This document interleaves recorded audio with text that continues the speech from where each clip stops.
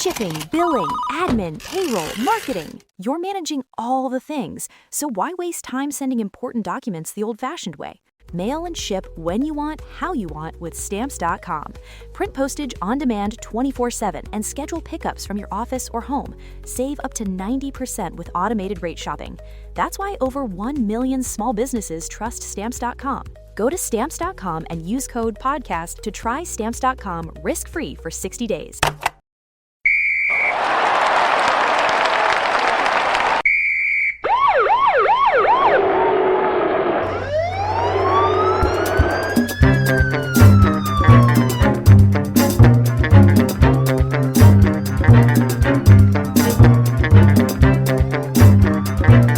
Hello, everybody, and welcome back to Crime in Sports. Yay! Oh, yay indeed, Jimmy. Yay indeed. My name is James Petrogallo. I'm here with my co-host. I'm Jimmy Wissman. Thank you, folks, so much for joining us today on another crazy edition of Crime in Sports. We have a part 2 of this Wayne Simmons today, and man, does it start to unravel. We're going to have a wild ride here for the rest of this one. It's a good time. Can't wait to get into that. Before we do, though, shutupandgivememurder.com is where to go for merchandise, for tickets for live shows. There's tons of live shows for Small Town Murder next year. Enough to kill us both. I'll tell you that right now. So get your tickets for those. There's also One Your Stupid Opinion show in Phoenix. So get your tickets for that as well. Come hang out with us. We're excited to do that. Shutupandgivememurder.com. Also, get yourself Patreon. Do it. Do yourself a favor. Patreon.com/CrimeInSports. Just like the name of this show, that's where you get anybody $5 a month or above. You get everything that we put out, including, as soon as you subscribe, hundreds of back bonus episodes you've never heard before. You can binge on new ones every other week. One Crime in Sports, one Small Town Murder. Do they get they get some of that, Jimmy? You get all of it. You get all of it. Take the whole damn thing. Take it all. This week we're going to talk about, in honor of the fucking upcoming Super Bowl here, we're going to talk about the history of Super Bowl halftime shows. Great. And how they used to be such shit. Like a high school marching band and a guy juggling. And now it's like, now it's a super packed. Now it's a crazy star-studded, crazy star-studded event. And then for Small Town Murder, we're going to talk about Dean Corll and Elmer Wayne Henley. And Dean Corll is basically the guy that we believe that John Wayne Gacy got all his ideas from. So it's a wild story. How the whole thing ended is crazy. It's just a crazy story. We'll get into all that and more. And the way he spells that name drives me up a fucking wall. It's a mess. It's a mess. It's the worst. So that's patreon.com/CrimeInSports. And on top of all of that, you get all the shows we put out, Crime in Sports, Your Stupid Opinions, and Small Town Murder, all ad-free with your subscription as well. And you get a shout-out at the end of the show. Can't beat it. Patreon.com/CrimeInSports. That said, let's do this. All right. Let's go. Wayne Simmons, part 2. When we left off. When we left off, there were too many Jacks. Too many Jacks. Yeah, Jimmy was very confused about Jack Tatum and Jack Lambert. We had a lot of fun about that one. When we left off, Wayne had just signed his contract. A $3 million 4-year contract with the Packers. Yeah. So, I mean, we're going to say it now. Grace. As fuck. This is grace, man. I mean, he's fucked up. He's done some things, but apparently it doesn't matter because he got drafted in the middle of the first round. Nobody cares. This is grace. Now, here we go. September 12th, 1993. This is from the Wausau Daily Herald newspaper. Wausau? Okay, Wausau. Now, this place here, they're talking about Wayne. This is amazing. The first line, Wayne Simmons' nickname is, quote, Big Money. That's what we're calling him, Big Money. Yeah. Right. He said he's going to be facing Randall Cunningham and the Eagles, and big money, and now he's got a chance to earn it by chasing Randall Cunningham around. For $3 million, that's big money. Big money. That's big money. Wayne, big money. Mm-hmm. So they're talking about how that's going to be a difficult thing. One of the other linebackers says, no matter what you do, you've got to contain Randall. You've always got to consider Randall's scrambling ability. Randall Scramble. And this was toward the end of Randall's scrambling ability. He was always a decent scrambler, but in the beginning he was insane. Like you couldn't tackle the guy. He was like Gumby. You go to tackle him, he'd like twist into a. I've never seen a tall guy that hard to tackle before.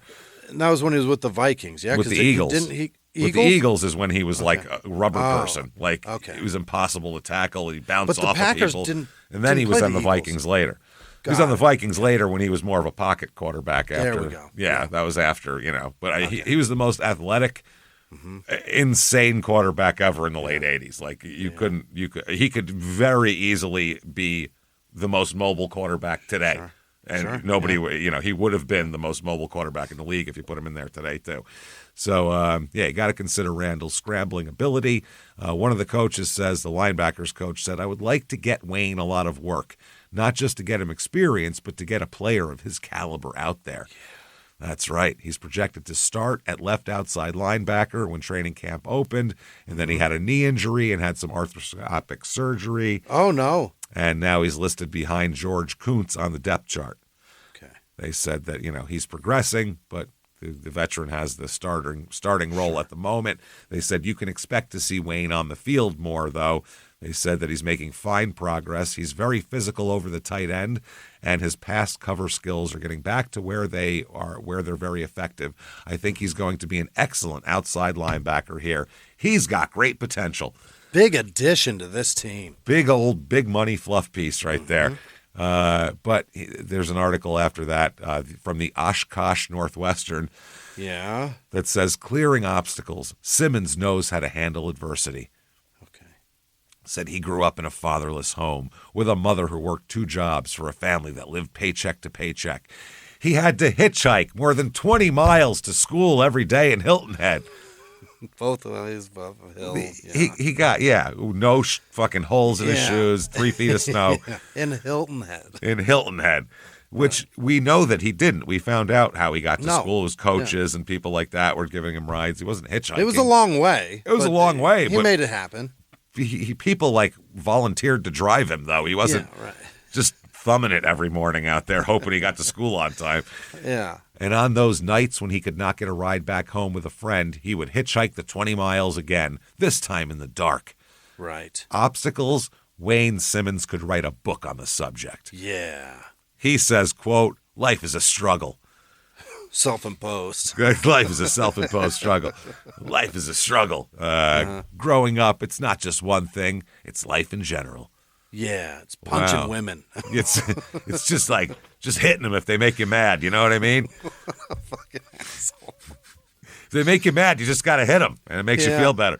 He said Simmons, he's had it so easy based on how good he is at what he does. And then he just punches people for no reason. That's what I'm saying. If he wasn't him, if he was a regular guy, a regular-sized guy without football ability, then, his life would have been real hard. He'd have been in the cycle. People did a whole lot to keep this guy kind of above the fray and kind of lifted him up and kind of carried him around. So it's a little bit different here. They say that he had a rare taste of the good life in April when he was taken in the first round of the draft. The Packers immediately penciled him in as a starter, blah, blah, blah. He's had his knee problems. And Simmons, though, talking about his teammates here, he says that we all look up to Brian. We're just filling in for the young man. He's good. He's a good man, and hopefully we can do the job he did. Brian who? Brian Dawkins? What are you talking about? No. I'm trying to figure out who's. No, he's a linebacker. So why the fuck? Yeah, definitely not him. I think he was in like the fucking 9th grade at that point, probably. Yeah, he's still a baby. He's still a child, though. So they said for some people, Simmons' reputation has been tarnished. He says his critics never bothered to discuss these situations with him. Oh, tell us more about when you punched a woman. Tell us more about when you made fun of a woman for sucking dick and then slapped her with a hat for no reason in front of 30 people. He said there have been a lot of accusations put upon me that I don't think are true. And a lot of people just don't know the real Wayne Simmons. That's the problem. Well, they just don't know the real Wayne. Yeah. He said it's hard, it's frustrating, but you fight through it. Now I'm ready to get on with my life. That's it. Great. Yeah. The Packers believe he's going to be a star of the future. And he says, I came to Green Bay with the attitude to know that every Monday when my coaches or teammates watch the film, they can always say Wayne Simmons busted his butt. That's the only goal I have. Great. Butt busting. That's it. Yeah, my own. Only mine. Only my own, you know. We'll see. So 1993, he plays in 14 games, starts 8. That's good. Not bad. He has 2 interceptions, 1 sack. Dang. Not terrible. Pretty good. He's doing fine. Yeah, pretty decent season. Yeah. You can't, a lot of tackles? Can't be mad at that. Tackles, 34 total. That's pretty good. That's not bad. I mean, he doesn't not playing on every down. No. 1994 Packers are 9-7. That is good enough to get them into a wild card, though. Sure. And they beat the Lions 16-12 in the wild card. Ooh, that's an ugly game. There's a lot of field goals going on in that bad boy. Boring. Holy shit. Sounds like 1 touchdown was scored. Yeah. Yeah, it's 1 touchdown and 3 field goals. That's not good. Then the divisional round against the Cowboys didn't go so well because then the Cowboys went on to lose to the Niners, who beat the living shit out of the Chargers in the Super Bowl. Yeah. So the Cowboys beat them 35-9. So there's God. Whooping. That's a brutal day. Just put a whooping on them. Not bad. Yeah. This is they got Edgar Bennett in here now. Yeah, Mark Chumora, our buddy there. Hey, we did an episode on him. Terrell Buckley. They had looks like a rookie Mark Brunell on the team there. Oh. Before they left him unprotected and he went to Jacksonville. Yeah, they drafted him and then he went to Jacksonville. And then obviously on a bunch of other places, right? Yeah. Obviously, you got your Brett Favres and your Reggie Whites and your Sterling Sharp and guys like that. Oh, Steve McMichael. Mongo was on this team. Really? This was his 14th season. Is that Mongo's name? Steve McMichael, yeah. Wow. Yeah, Mongo McMichael. You learn something every day. Wrestler. Should have learned a long time ago. Well, even wrestling, he went by Steve Mongo McMichael. He didn't even... Okay. Yeah, that sounds more accurate. Well, yeah, the old Bears star there, so that's interesting. August 25th, 1994. This is from the Island Packet newspaper. Oh, man, this is funny. Simmons special to pack is what it says. Ex-Triple H star, meaning Hilton Head High star. Top linebacker for Green Bay. Now he's the top linebacker. Now he's the best one they have. He didn't even start half the games last year. He started half the games. Now he's the best one there is. That's all they've got. Yeah. Wayne Simmons, Hilton Head Island's first professional football player. There we go. Okay. Enters his second season as a member of the Packers with considerably more responsibility on his shoulders because of a career-ending injury to 8-year veteran Johnny Holland and the loss of free agent Tony Bennett. Remember, that was the guy he didn't know his name, never heard of him. Will step up to be the most productive member of their linebacking corps. Most productive, huh? He will be the most productive, which is a pretty bold statement. We said so. Yeah. We said so. Simmons himself suffered a hyperextended knee and a bruised kneecap in a preseason game last week and will likely miss the Packers' first 2 regular season contests. He's expected back for the Philadelphia game on the 18th. When he returns, Simmons will be the only Packer linebacker slated to play in every defensive formation the Packers have. Wow. All the packages. Fritz Shermer, the defensive coordinator, said Simmons has shown he can be our most complete linebacker. And Wayne says, it's been a wonderful challenge, but it's also been a difficult preseason for me. There's been so much to learn, not only because we have a new coordinator, but new schemes, and because I'm involved in all of them. Oh. Yep. So they're saying he's just going to be the guy. He's going to be exhausted every Sunday. Oh, yeah. The linebacker coach said, we're counting heavily on Wayne's versatility and speed. Oh, putting all your chickens in one basket. In one big Wayne basket. Eggs, whatever. Eggs. Chickens count. You can carry chickens in a basket, can't you? Yeah, that's true, yeah. How the fuck else do you transport chickens? Put them on little leashes? You put them in a basket and you carry them around. Yeah, they're going to claw the shit out of your forearm. Now, you could count them, though, because they're just chickens. They're all there. I mean, that's the difference between that and eggs, but still. Yeah, you can count the shit out of them. You can go ahead and count them, and that's how many chickens there are. But you can bring them in a basket, no problem. So far this season, he's looked even quicker than he did a year ago. Mm-hmm. And Wayne says, I don't know if I'm quicker, but I do feel I'm reacting better to what other teams are doing, and that probably makes me look quicker. Which makes sense in a way. That's quicker. If your brain is thinking quicker because you're more used to the offense, you look quicker because you get a better jump on things. Okay. You're not necessarily quicker. I see what you're saying. Yeah. But you understand things more, making you react quicker. Yeah, exactly. I think that's what he's trying to say. But if you, I think anyway, or he's an idiot, one of the two. Yeah. You pick. It's up to you. But your Dealer's brain choice. can either be quick or slow, right? And yeah.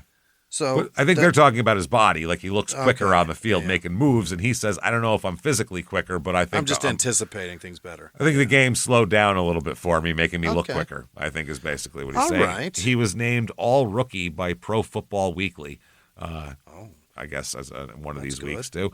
He said, my goal is to be a third down player you can count on. That means on crucial plays, when we must stop our opponents, I can be counted on as one of the guys who will get the job done. Yeah. This year, we feel we've got the people to make it all the way to the Super Bowl.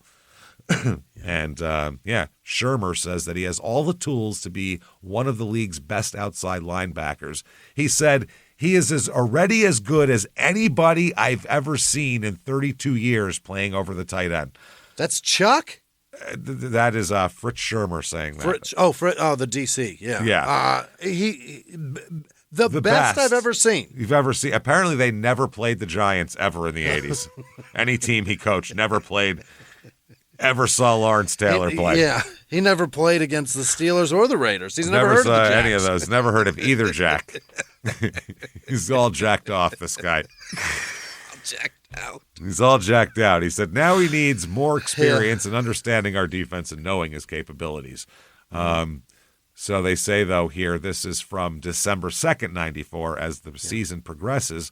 Another article, Simmons losing his season. They say he's losing his season to an injury, even though he's been healthy the last 2 months. We'll explain here. Re-aggravating? Yeah. They said that the Packers' top draft pick from last year has been mostly a special teams player this year. Oh, no. And beginning to strain his relationship with the team. Since returning in early October from a knee injury suffered during the exhibition season, he's been unable to regain his starting spot at left outside linebacker. The reasons have been Bryce Pop's quality play. Pop was a good player for a long time. Great. He was a great player. As his replacement, in particular, the defense's mostly strong performance in general. Simmons says, I'm not upset about it. I'm just embarrassed to say that they're keeping me on the sidelines to play special teams.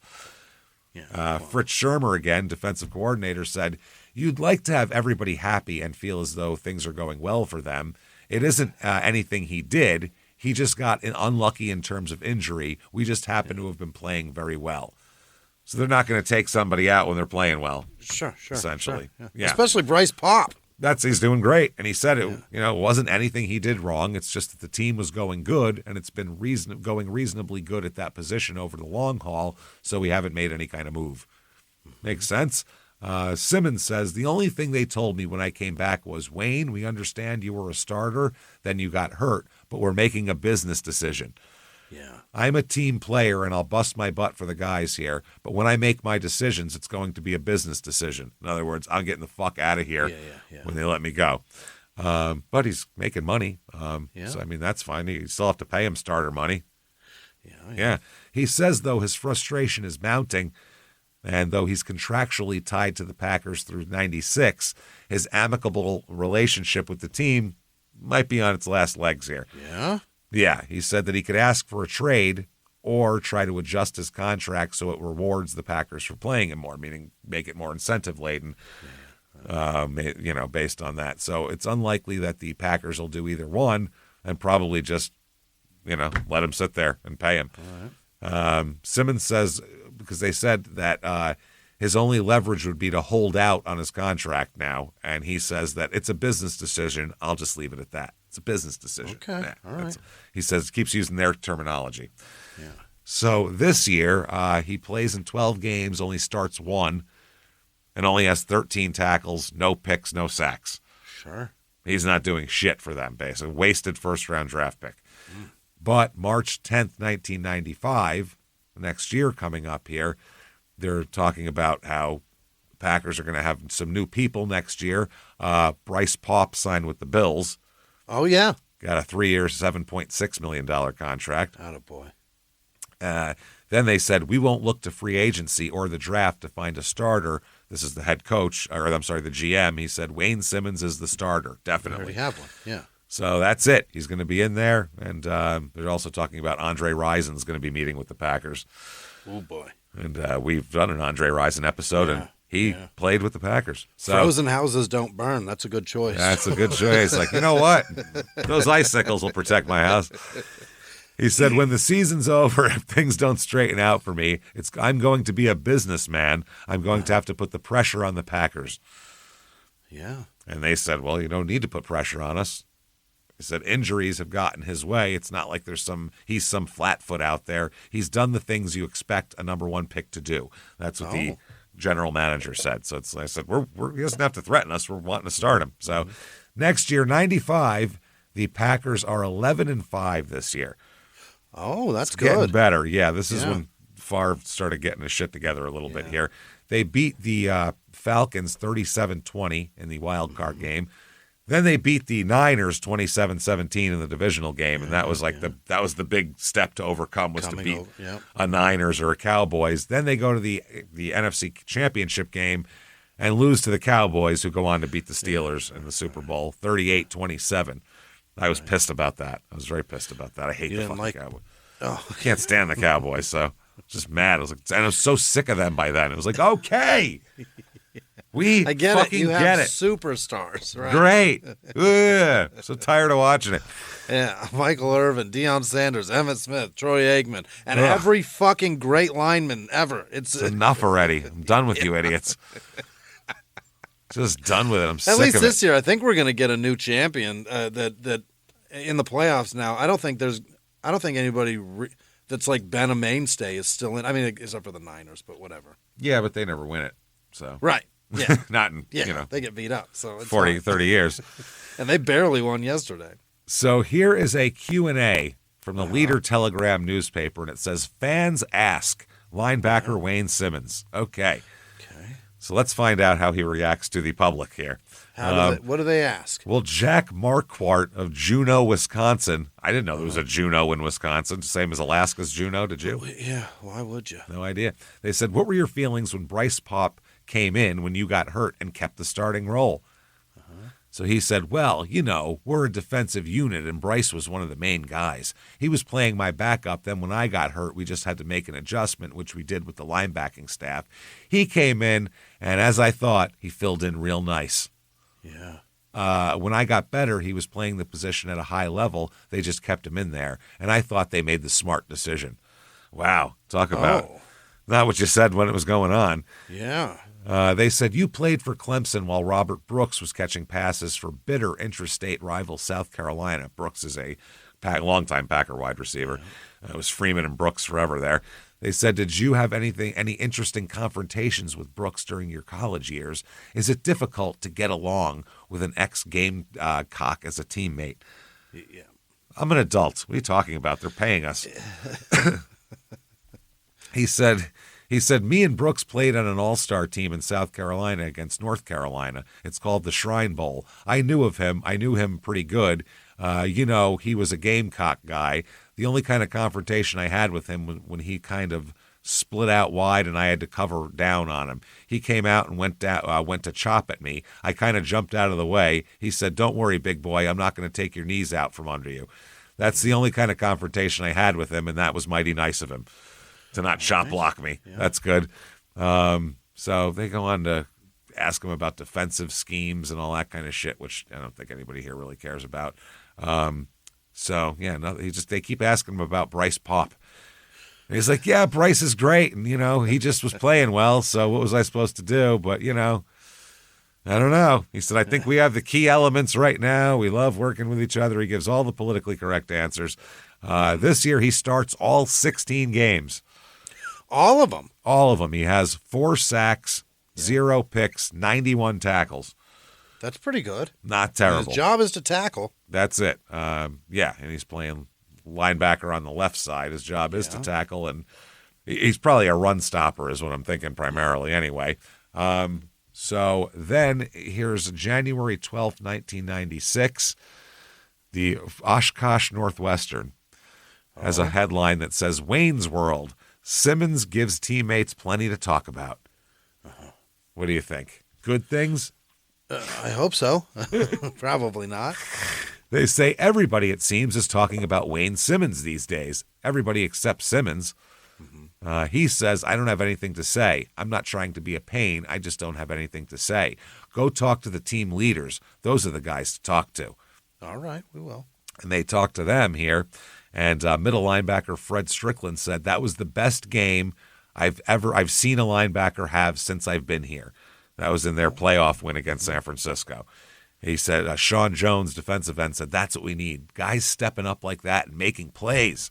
Against the Niners, he had a game-high 12 tackles, 1 sack, 2 passes defensed, and a forced fumble. So he had a big fucking day. Huge game. The fumble was a huge play in the game, apparently, because he knocked a fumble loose from the fullback, and then the Packer cornerback picked it up and ran in for the first touchdown of the game. So that's a big deal. And Mike Holmgren, the walrus-faced coach, said the first Andy Reid.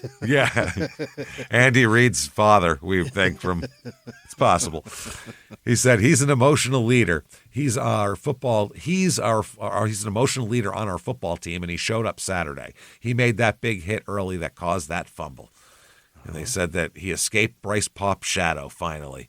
That's not what the coach said. That's what newspaper said here, They said, man, he did so much. He's the greatest player who ever lived. Really? At this point. All of his coaches, he just said, I just go out and play. I'm still a nobody. That's how I see it. There you go. He's playing the humble card, which is ridiculous. So humility is beautiful. Oh, boy. Not too shabby at all. So this year, and then March 11th, 1996, this is after the postseason and everything. Let's see. He's arrested. He's doing so well, he's got to fuck up. In Wisconsin or back home? This is for breach of peace and for failing to stop for police. Oh, boy. Not wonderful here. Where is this? I'm not sure where this is. They say when police responded to a noise complaint coming from a house occupied by Simmons and another man, Simmons refused to answer the door. Finally, he and his friend emerged from the residence, walked right past the police, and climbed into a vehicle to leave. When one officer approached the driver's side to order them to stop, the other officer stood behind the vehicle to prevent them from backing out. They said, but the subject still disregarded him and continued to go in reverse toward him at an accelerated rate of speed. Both myself and Sergeant Toman got in our vehicle and tried blue lighting the situation or the subjects to no avail. Yeah. They just ran. Yeah, they took off. So that is from, by the way, a book called Pros and Cons, which has a bunch of good stuff on that. Now, 1996, the Packers. I'll leave the obvious out of what we just read. Yeah. That was not on purpose. That's just happened to be what happened here. But, 1996 Green Bay Packers roster here, 13-3. Yeah. This is their big year. They have a bye week. They beat the shit out of the Niners, 35-14. Then they beat the hell out of the Panthers, 30-13 in the NFC Championship game, all the way to the Super Bowl against the New England Patriots. Here you go. Drew Bledsoe at the helm, and they win 35-21. That is the pinnacle of the Packers there. Yeah, big deal there. Oh, I forgot they had Don Beebe on that team. They got him from the Bills. He finally got to win a Super Bowl. Yeah. Jesus Christ. Good for you. Is he maybe the only one from that team? Seems like it. All the rest of them stuck around. Didn't Andre Reed go somewhere else at the end of his career? Falcons? Did he stick around? No, I don't remember. I think he might have stayed till the end. Andre Rison got a ring here too. Oh, really? I mean, coming from the Falcons and Browns, you think you're never going to get a ring, so that's pretty good. August 16th, 1996, preseason, and he's hurt again. Yeah. Injuries, apparently. He re-injured his knee. He's all fucked up. He doesn't do well in the preseason in terms of injuries here. They also say that Vikings Lee, this is from September 27th, 1996, Vikings Lee takes exception to Simmons' body slam tackle. Oh. Remember Amp Lee? Remember that guy? I do remember that name. Yeah. Yeah, Amp is a hard name to forget. Yeah. He's the running back for the Vikings here. Yeah. And he's complaining that he basically picked him up and slammed him on the fucking ground. Oh. And Lee said, I'm sending the film into the league. Yeah. And Simmons said, if he's going to whine about that, tell him to grow up and get a life. Grow up. That's hilarious. Mike Holmgren said, I know how it looked, but if you study the film, Wayne tackled, and it was he was kind of spinning him around, and Amp had a hold of his arm. Amp was holding on to Wayne's arm, and it didn't look good, but it really wasn't as bad as it appeared, really.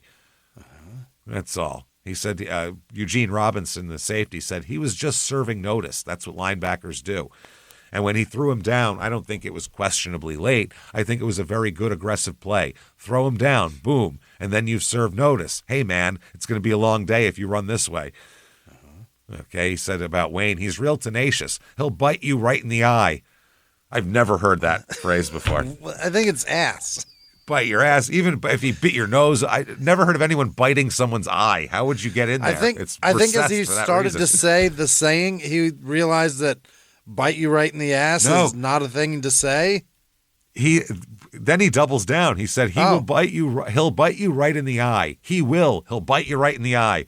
He repeated it. He meant it. I honestly think humans are made with recessed eyes so people can't bite them out. I think that's part of it. Animals, people, it's harder to bite them out. The other fun part about football is that you're wearing a fucking helmet. You can't bite somebody's eye. Very difficult. Jesus Christ. So apparently he's got a lot going on here, Wayne. Mm-hmm. He gives Packers hard hits and punchlines, this headline says. Okay, He's got jokes, Jimmy.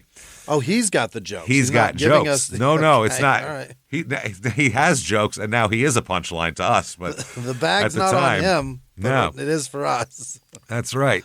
Fritz Shermer said, he continually mocks and mimics me. He continually yells that I'm getting the signals in too late to him, even in practice.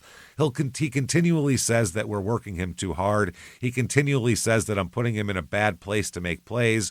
All of those things he continually says. And my response to him is, just shut up and play, Wayne. Do your job. Quit your bitching. Yeah. They said this certainly must signal a strange relationship, yet another example of how respect and obedience have deteriorated, right? Actually, no. Shermer cannot resist a smile when he talks about the former Clemson Tiger. He appreciates the relaxing effect that his ragtime linebacker has on the team. Ragtime? Is he playing trumpet or something? What are we talking about? What is that? What a weird thing to say. They said, even Lombardi, the Lord of Discipline, understood that every locker room needs a fearless jester. Max McGee played that role for the Packers. Max McGee was a crazy person. Yeah? He was the guy who was shit-faced during Super Bowl I and still won the MVP. He caught a bunch of fucking passes, and he had like the best day of his life, and he was hammered, didn't get back to the hotel till like 8 a.m, drank all night, barely slept, still drunk, and he had a great game. He's like the David Wells of football. Evidently, that's what Beast Mode. Fucking Marshawn Lynch says he drank whiskey before every single game. And on the sidelines, too. That was his way of like girding his loins, was that? I guess. He said it just made him tougher. I don't know. This guy thought he wasn't going to play much in the game. He thought he was back up normal. So he just got. I'm having a good day. He did. So he got shit faced, didn't come home till 8 o'clock, and then was at the park at 11 o'clock in the morning or whatever, and he just was hammered still and didn't think he was playing. And they kept throwing him the fucking ball. He's like, stop! God damn it. Stop throwing me the ball. So that's what happened. He was a crazy guy. He went to Air Force, I believe, because he was on the Air Force's not their football team that. He was on their inter-squad football team. They had a whole other. Hunter Thompson talked about it. Anyway, they said when Lombardi began his back-to-basics training camp by holding up a pigskin and intoning solemnly, "Gentlemen, this is a football." It was McGee who raised his hand and said, "Coach, could you slow down a little? You're going a little too fast for me."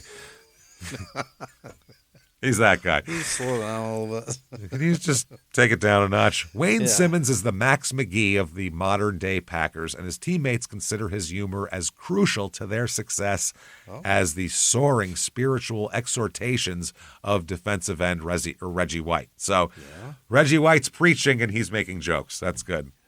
I couldn't stand that preaching. I don't give a fuck if you're Reggie White or anything. Shut the fuck up. Shut up. Keep Jesus in your fucking locker. Leave me out of it.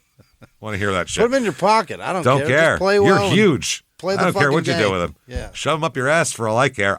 Don't tell me about it. Bite him in the eye. Yeah, bite his eyes out. fellow linebacker Bernardo Harris said, Wayne keeps the whole team loose. He tells stories. He imitates people. I think he could be a stand-up comedian. Oh, yeah.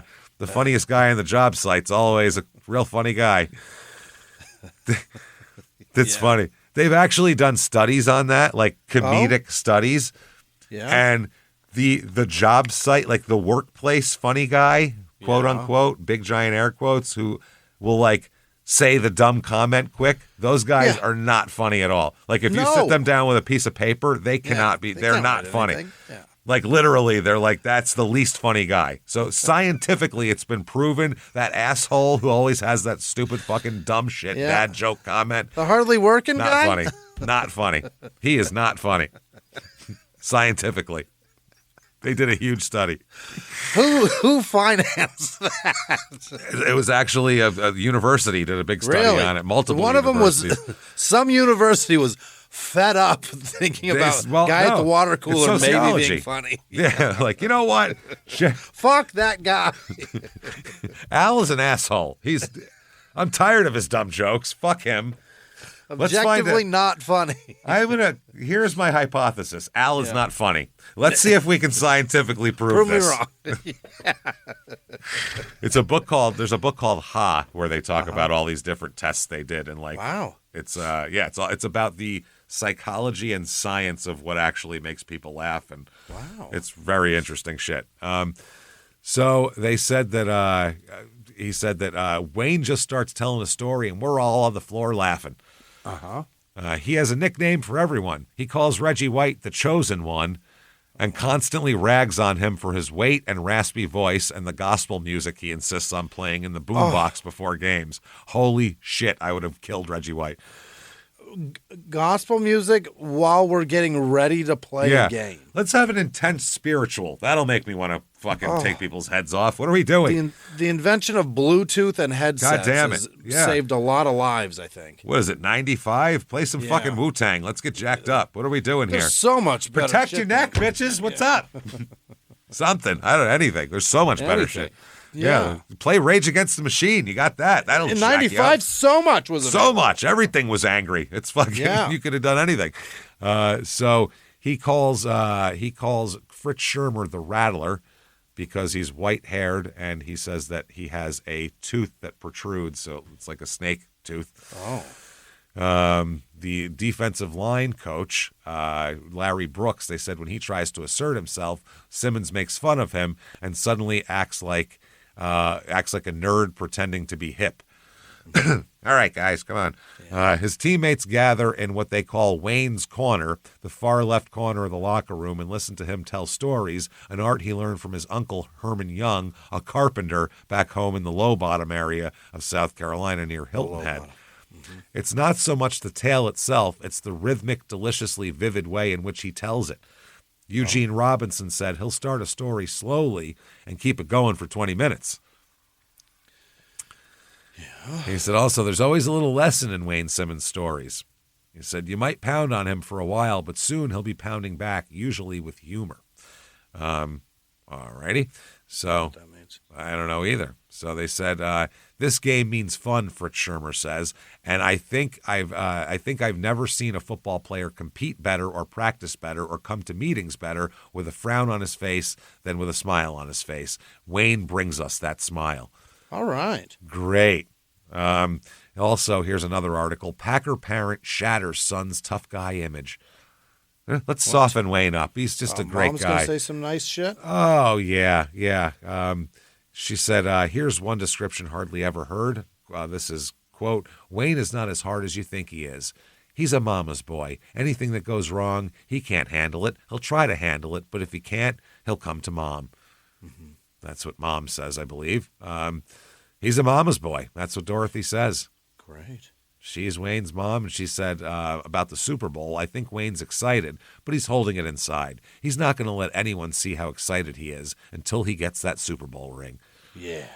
Yeah, that's right. She said that, she knows her son, and he's going to do great. She said he's the same as he always was, just a bigger, older version.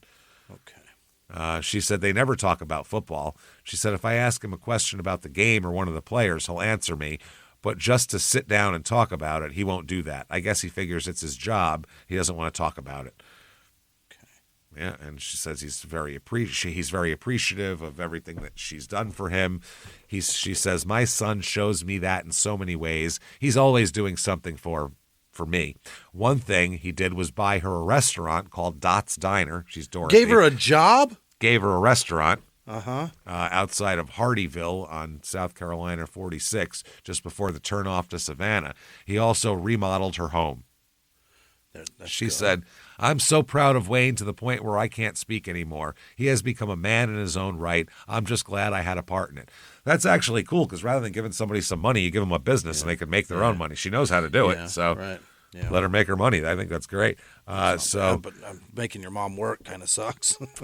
Yeah, but I think that's great, though, because he doesn't know if he's going to be able to support her for the rest of his life. $3 million isn't enough to live forever. No. That's what I mean. So if you buy her a business, then she can keep making money. I think that's great. So 16 games started that year, 1 interception, 2.5 sacks, 66 tackles. So his numbers are down, 2 forced fumbles. And Super Bowl, they went to the Super Bowl. He had started all 3 games, only had 1 sack, 15 tackles, and 12 of those came in the San Francisco game. Wow. That's in the whole playoffs. So he didn't really do much outside of that. March 2nd, 1997, he's still celebrating the Super Bowl. It's still fresh. He's celebrating so much that he drinks a little bit too much and gets arrested. So in Wisconsin? How much you got to drink? Good job, asshole. No, this is in Tampa, I believe. Oh, Jesus. He's arrested and charged with driving under the influence, obviously, of alcohol. He's an unrestricted free agent, so this is not really great. Not good. Coming off a Super Bowl win, having a huge game in the playoffs, driving his price up, and now he's being an idiot. So he is charged here. He stopped at 3:30 a.m. Again. You know, unless you're on the way to an early shift at the bakery, nothing good going to come from that. They said his breath alcohol test showed he was at 0.17%, which is more than double the legal limit. That's good and strong, Oh, it was still 0.10 back then in South Carolina, so not quite the double the legal limit. It's 0.8 now. So he is, that's the DUI, so he's charged there, and he asks for a jury trial. He wants a trial, damn it. Now, apparently he was stopped after a trooper observed his vehicle change lanes on Pope Avenue without signaling. Although he had only stopped the vehicle to give the driver a warning, he only stopped to say signal, but then he smelled booze. And he failed a field sobriety test and was taken to the sheriff's office and given a blood alcohol, and now it's 0.17, and now he's going to jail. So he posted a $376 bond, which wasn't much for him. We really treated DUI like no big deal. It's South Carolina, too. I mean, people, it's very common for those rednecks to drive with beers between their legs. That's especially down there. Like the low bottom, I can't imagine it's... That's what I mean. I mean, how often did, I don't know if they still have them, but New Orleans had drive-through margarita stands. You can't have that. That's insane. Literally open container. Texas, I think you're allowed to have an open container in Texas, right? Pretty sure. No way. Pretty sure you're allowed to have open container Stop in Texas. It. Absolutely. In the truck? Absolutely. I don't know if you're allowed to drink, but your passenger can drink. I'm pretty sure. 99% sure. So, and I think you were allowed to drink as long as you weren't drunk up until a certain year. Up until a certain amount? Like 2012 probably or something. Who knows? But that's crazy. Wayne goes to trial here, goes to the jury, and they find him guilty after 96 minutes of deliberations. Got him. He's guilty. He has a suspended driver's license now, and so 6 months of driver's license suspension, and fined $200 plus court costs of $176. Okay. So the assistant general counsel said it was unfortunate for Wayne Simmons, but the state has a responsibility to protect its drivers. True. Yeah. There we go. So they had evidence and all that kind of thing. They said who Wayne Simmons is had nothing to do with it, meaning the fact that he had to be taken to trial. Which no, he had a .17. That's what happens. Apparently, they find out some more info here. before he was stopped by the trooper, he had been at a local bar. He left the bar about 2:15 to return home. Then he drove his Range Rover to a bar and grill to grab a bite to eat. Then he was stopped by the cops. So this is an hour and a half after he stopped drinking and while he just ate a whole bunch. And he's still at a .17. Still hammered, yeah. And that was after they took him to the station. So that wasn't even on the road. So that's Are put we him sure in. he didn't drink at the fucking bar and grill? Probably did, right? I don't know. That's I Doesn't don't matter. It doesn't matter. Yeah, I don't know if they even sold alcohol, but that seems like you were fucked up when you left that bar. You're lucky they got you now. Yeah, he told the jury, "I would never get into an automobile and drive drunk. I have too much to lose and too much at stake." Okay, but you did that day. You did what are you it, talking yeah. about? We know you did it. This is fucking stupid here. They showed a video of Simmons undergoing various field sobriety tests, and they said that after the test, he believed Simmons was drunk. He said the best evidence in a DUI case is personal observation. We know it when we see it. Mitchell saw it. Talking about the cop. Yeah. And also, they said that the jurors, the defense lawyers told the jurors that the video, the video was conclusive proof that he wasn't drunk, is what the defense said. Look at him. They said, They're following that shit. They said he was tested along an uneven grade in a parking lot where Mitchell pulled him over. You're a professional athlete. You're an NFL linebacker. You're not a 76-year-old lady with a bad hip going, "Hey, God, can we get on flat ground and let me take my shoes off?" You're a professional athlete. Yeah, but if we're a cop, about? let's fucking slam dunk this and not give him an opportunity to True. say the ground was uneven. True, but I think a professional athlete should be able to walk straight on slightly uneven ground, and we're probably okay. Probably be able to do backflips on it. I would hope so. Yeah. So the defense attorney showed the jurors 18 different photographs they say proved that Simmons was the line that he was made to walk during the tests was uneven. They said he walked the line better than I could, the lawyer said. A drunk man couldn't do that. He had a .17 in his fucking blood. That's all. Just keep showing that. Yeah, What difference does it make? Drunk. Yeah. Yeah, I don't care what he did. He's drunk, period. May 3rd, 1997, Packers and Simmons are talking again. Oh? Yeah, they said at first, as 2 weeks ago, the general manager had said that the door was closed to re-signing Simmons, but now he says, maybe. Yeah. He says he's expressed a desire to play here, so we're keeping it open if we can do it economically. They said that it's believed that Simmons is asking for about $2 million a year.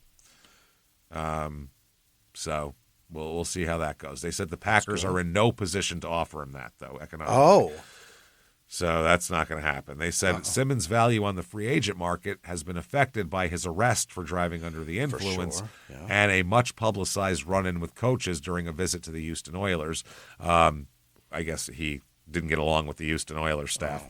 Simmons was found guilty of the drunk driving offense. So the linebackers, though, or the Packers, the linebackers, I almost said, linebacker and Packers. Packers signed this linebacker to a 1-year contract. May 22nd, 97. So not what he wants. He wants to play real well and then go somewhere else and get a big contract. That's the goal, yeah. Try not to get arrested. Fritz Shermer said he's an extremely physical player. He brings a level of play that we need. He's a special player. So they believe the contract is between 1.2 and 1.3 million plus incentives. So 1997 Packers, they are going to go 13-3 again. Beat the Bucks in the divisional round of the playoffs, NFC Championship game. They beat the 49ers again, and then go on to lose the Super Bowl to John Elway finally getting a ring. John Elway's there. helicopter. That was it. That was the big one there. Finally got it, and when he was past his prime, but still John Elway.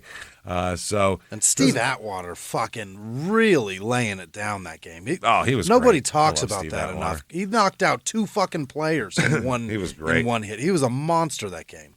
And he says he's glad to be back, Wayne is, on the Packers. He said, there's 30 teams out there. I didn't want everyone to like me. I just needed one team to like me. Here, he said that he only really talked to Mike Holmgren. He said everything's fine between him and Holmgren, who he accused of having a personal vendetta against him. He said, but now he's not bitter. He said, that's all negotiations and contracts. I don't hold any grudges, and I don't think they hold any grudges. We fought. We came to terms. That's all it's said. That's all said and done. So he's back with the Packers. One linebacker said, I saw Wayne huffing and puffing a little, but it's good to have him back. It really is. And again, there's some misinformation floating around, Mike Holmgren says, regarding Wayne Simmons and me. I'm glad he's back. He's a very valuable part of the team. Sure. He said, I think Wayne's probably the meanest player in the league. Besides that guy, Steve Wisniewski, who's I believe that's an offensive lineman for the Raiders, if I'm not sure, if I remember correctly. I think he went to the Titans after? That sounds about right. Yeah. Leroy Butler, the safety, said, I mean, Wayne's probably the nastiest player I've ever been around. We would have missed that because I'm not like that, and Reggie's not like that, and Santana Dotson's not like that.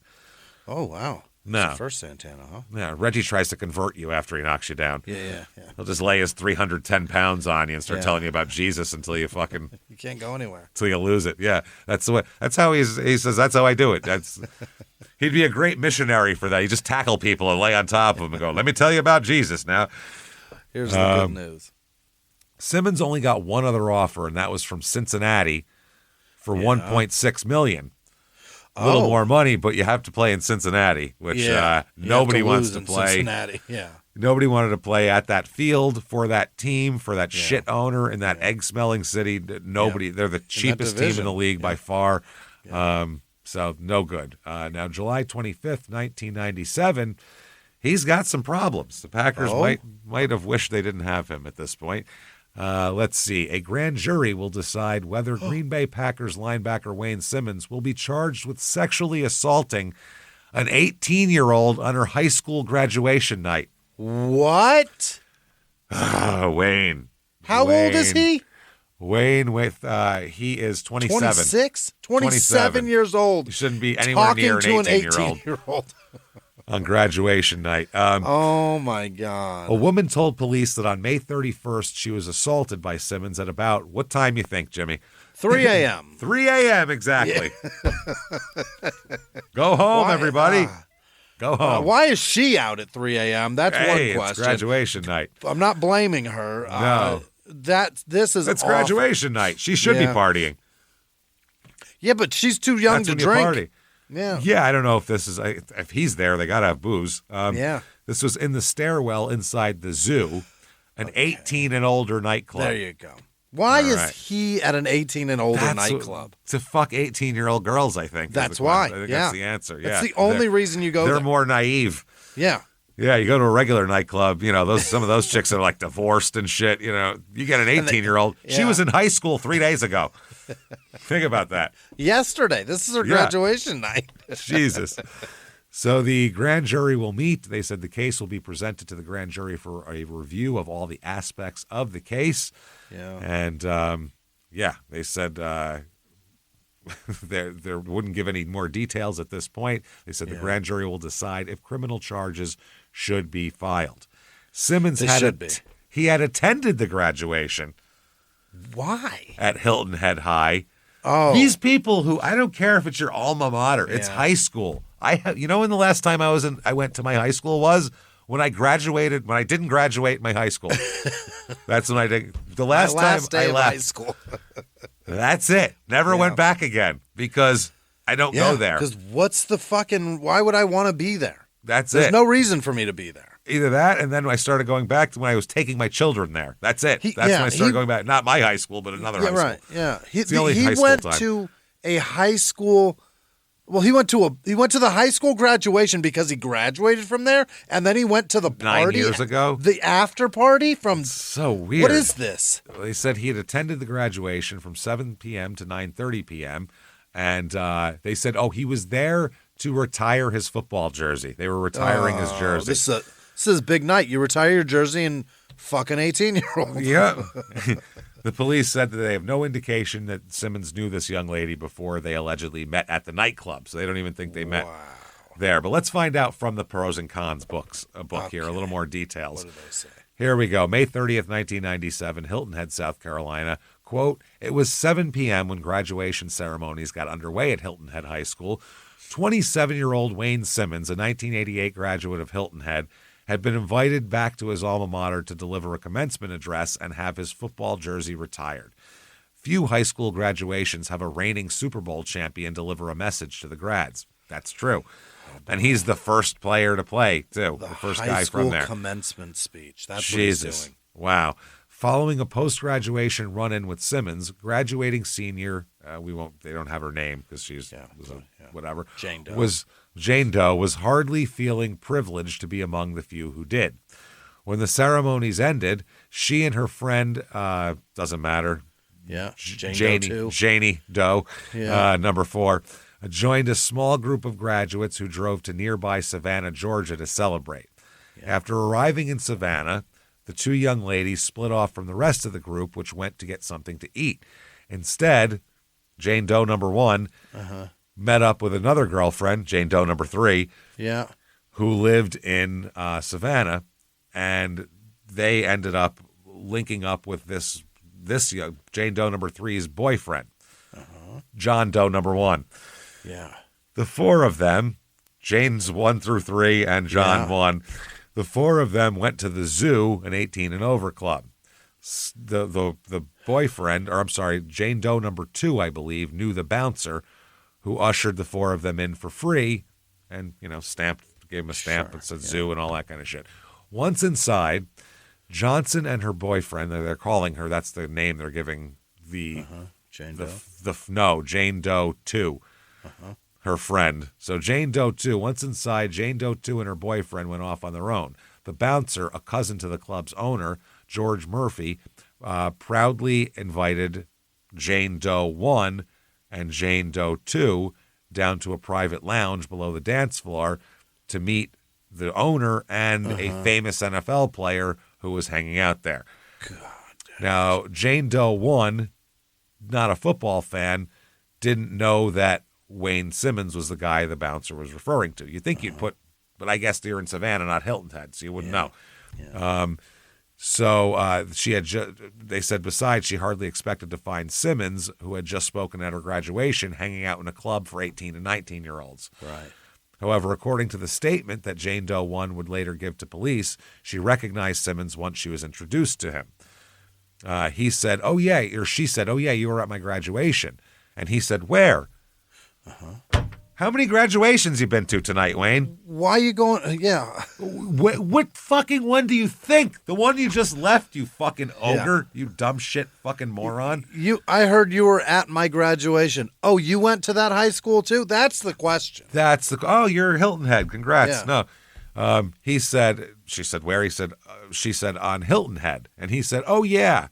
Like, oh, I remember that. Oh yeah. That thing I did all this evening. Yeah. And she said, like, they retired your jersey, right? And he said, yeah, they did. Well, congratulations on your graduation. She said, thanks. Okay. Apparently, after addressing the grads when he did this commencement speech, Simmons, whose driver's license was revoked, obviously, because of his drunk driving conviction, asked his friend Elliot Mitchell to drive him to Savannah. I'm surprised he's listening to that. Most of these guys just keep driving. Yeah. A divorced father of 4, Mitchell was not interested in hanging out with the young crowd at the zoo. Yeah. A friend since Simmons' childhood, however, Mitchell went along with Simmons' wishes and ultimately agreed to drive him to Savannah. In tight with the zoo's owner, George Murphy, Simmons got himself and Mitchell in without paying the cover charge. Mitchell later told authorities that he and Simmons were ushered to a private downstairs lounge to join Murphy. According to Mitchell, Murphy repeatedly paraded women over to Simmons, lifted up some of the women's skirts, and grabbed their butts. Yikes. Mitchell told the authorities, I didn't know what the hell was going on. So that's what was going on. Mitchell told the authorities also that he recalled 2 young girls, Jane Doe's 1 and 2, coming over to meet Simmons. Minutes after the bouncer introduced the girls to Murphy and Simmons, the bouncer brought Jane Doe's 1 and 2 back upstairs to the dance floor. He then asked the girls if they were interested in accompanying him to another nearby dance club called The Rave. In her police statement, Jane Doe 1 said that while en route to the rave, she and Scott discovered that Simmons, Murphy, and Mitchell were in a car following the bouncer's vehicle. So, according to Jane Doe 1, she and Jane Doe 2 did not like the crowd and music at the rave and asked to be taken back to the zoo. When they attempted to get in the bouncer's vehicle, however, Jane Doe 1 said they were told the car was full and that they'd have to ride back in Mitchell's car, which is where Wayne is. That's Wayne's friend. Jane Doe 1 and 2 told the authorities that they protested, having only just met the men an hour earlier. Nonetheless, they ultimately climbed into the back seat together and rode without incident back to the zoo. Okay, gained some trust now. When Murphy dropped them off at the zoo parking lot, the club was closed. The bouncer and Benson insisted the girls come inside and play pool before heading back to Hilton Head. According to Jane Doe 2, she and Jane Doe 1 sat on opposite ends of the room watching Johnson and her boyfriend shoot pool. Jane Doe 2 also indicated that Simmons and some other guys were in the room as well. At one point, Jane Doe 2 saw Wayne Simmons approach Jane Doe 1 and engage in conversation. Then went back to the bathroom, Jane Doe 2 then went to the bathroom. When she returned, both Simmons and Jane Doe 1 were gone. Mm-hmm. Jane Doe 1 told police that while she waited in the lounge for Scott to come out of the bathroom, Simmons took her in a stairwell and raped her. Didn't grope her, didn't feel her up, didn't slap her leg with his dick. He raped her. That's what she's saying. The following account is based on Jensen's formal statements to police and her subsequent statement to prosecutors. Jane Doe. Jane Doe. That's her fake name they gave her in the book. Okay. It's not a real name. Anyway. The book, Pros and Cons, gave her a fake name. Jane Doe. Good. Jensen's Jane Doe. It's not a real name. Okay. So they said, and I quote here, Simmons approached Jane Doe 1 and persuaded her to walk with him toward a stairwell off to the side of the room. George asked Wayne if he needed the key. Jane Doe 1 told authorities, and Wayne said, yes, I need the keys. He started dragging me. I kept telling them, Simmons and George, I have to go talk to Emily and tell her where I'm at. I was trying anything to get out of it, and I told them, I said, I have to talk to Emily. I can't leave without telling Emily where I'm going first. So Jane Doe 1 described the stairwell that Simmons brought her into as poorly lit and littered with cardboard boxes and debris. You know, a back thing of a club. Yeah. The walls were covered in spray-painted graffiti, and vomit was visible on the floor in places. Oh, that's incredibly romantic. Romantic as shit. That is amazing. I'm telling you. That's a rape room. You put some candles up, and this is where you take your wife for your anniversary. This is lovely. This is fucking horrifying. Yeah, this is is like a torture closet. Yeah, it's no good. This is like an Eastern European fucking weird side room or something. It's gross. So they said that police photographs taken of the stairwell confirmed the description. She said, he started kissing on me, and I told him to stop, and I was trying my best to push him away, and he kind of had me. He had his arms wrapped around where I couldn't move my arms, and I told him to stop. I didn't want to do this. This is wrong. You can't do this. He said, why? Why can't you do this? Well, because I'm a child. Well, she's 18. She's 18, legally. yeah, but if she wants to do it, she can do it. Yeah, sure. She just doesn't want to do it, so that's why you can't do it. This is awful. Yeah, all other factors out the window. She doesn't want to. That's why. Right. She said she wants to talk to Emily. Let her go talk to Emily.